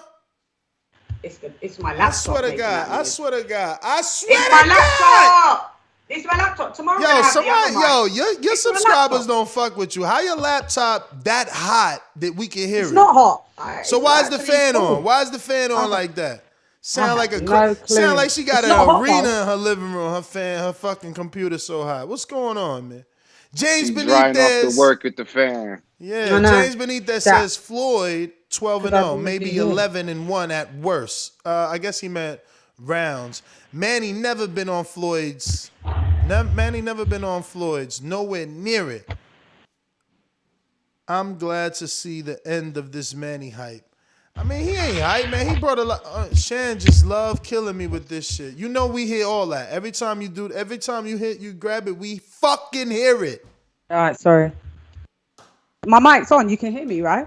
Yo, you know what? I do love you though, because nobody else. They can't take this. They can't take my cursing and my pestering. You're built different, man. She's built different, man. What do we got here? What else we got? Doop doop doop doop. Is that everybody? Hey, let me cut out right now, man. I got to get to it. It's Sunday, man. I got to It get is. to it with La Familia. La Familia. I'll this be back went later long. too, man. So I got to give it up now so I can get back later, man. Check me out, King Amin Investix 1 on Instagram. Also, King Amin Investix 1 on YouTube for them championship rounds. I'm out of here. Peace. Salute. Show you know you got a couple super chats, man. Yeah, I'm going to Show Kid 2005 says, why can't Earl fight Pac as a tune-up fight since he coming off an injury and then fight Ugas? Manny wins 2 titles after Mayweather. That's prime. I mean, that sounds good in theory, but Manny, the way he looked last night, ain't nobody expecting him to come back and fight Earl, even an Earl off an injury. Right. I mean, Ugas just looked big. Imagine what Earl gonna look like in there with Manny little ass. Manny looked like he couldn't cut that distance properly. He couldn't get on the inside at all. There was just the power wasn't doing anything. The Manny flurry was fully negated. Yeah. There was nothing. It was bad to see. I felt bad. Yeah, super chat from Ignorant Boxing that says, can you do a poll on what is pay-per-view worthy? Tank versus Thurman or Thurman versus Ugas? And which fight would you pay for? We can do that, but these polls take time. Like right now we got 2, let me see. You got 2 polls happening right now. Right now we got 265 votes on this other poll. Who should Danny Garcia fight? Is it Tim Tszyu, which got 28%, Virgil Ortiz got 33%, Jerron Ennis got 13%, Terrence Crawford only 25%. So you guys rather see him fight Virgil? What does that mean? Does that mean Virgil is the guy, or we have more Mexicans in our audience and they want to see their guy get an opportunity? What's really the answer? But he said, what is pay-per-view worthy? Right? So then we're going to put, he said, Tank versus Thurman, which is a fight I like. You hating on it. I see what you're doing. Kennedy is such a troll. You're so annoying all the time. You just like really talking to me, innit? You talk to me all the way through here. It's never really that nice. It's always trying to pick on me. Then you come into my comments, do the same thing. You be talking about my lipstick. Like, are you a guy? Stop just talking about lipstick and stuff. Sponsor Lady Shanna Death. Bitch, I'm at a desk. Whoa.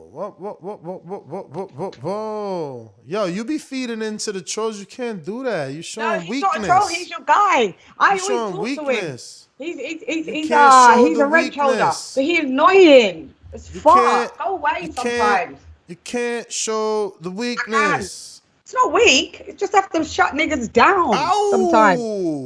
Yo, I hear you, man. I hear you, but you shut them down. You know, I'm a Jay-Z influence, man. You know, half a ball, F you, and that's it. But we got Ugas. We're going to go with Ennis. We're going to keep giving Ennis the love. Shout out to my mans in them Line 6 Reed. So the new poll is, what is pay-per-view worthy? Tank versus Thurman, Ugas versus Thurman, Ugas versus Ortiz, Ugas versus Ennis. All of them. I don't know about Ennis.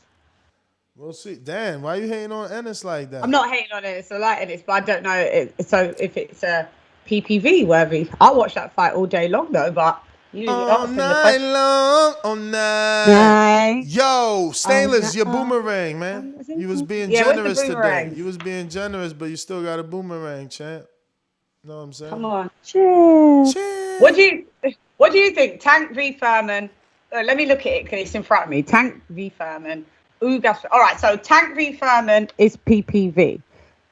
Ugas v Thurman is PPV. Ugas v Ortiz is PPV. But if the common denominator now is because it's Ugas. But which one of those do you want? That's what you voting on. The one that you want.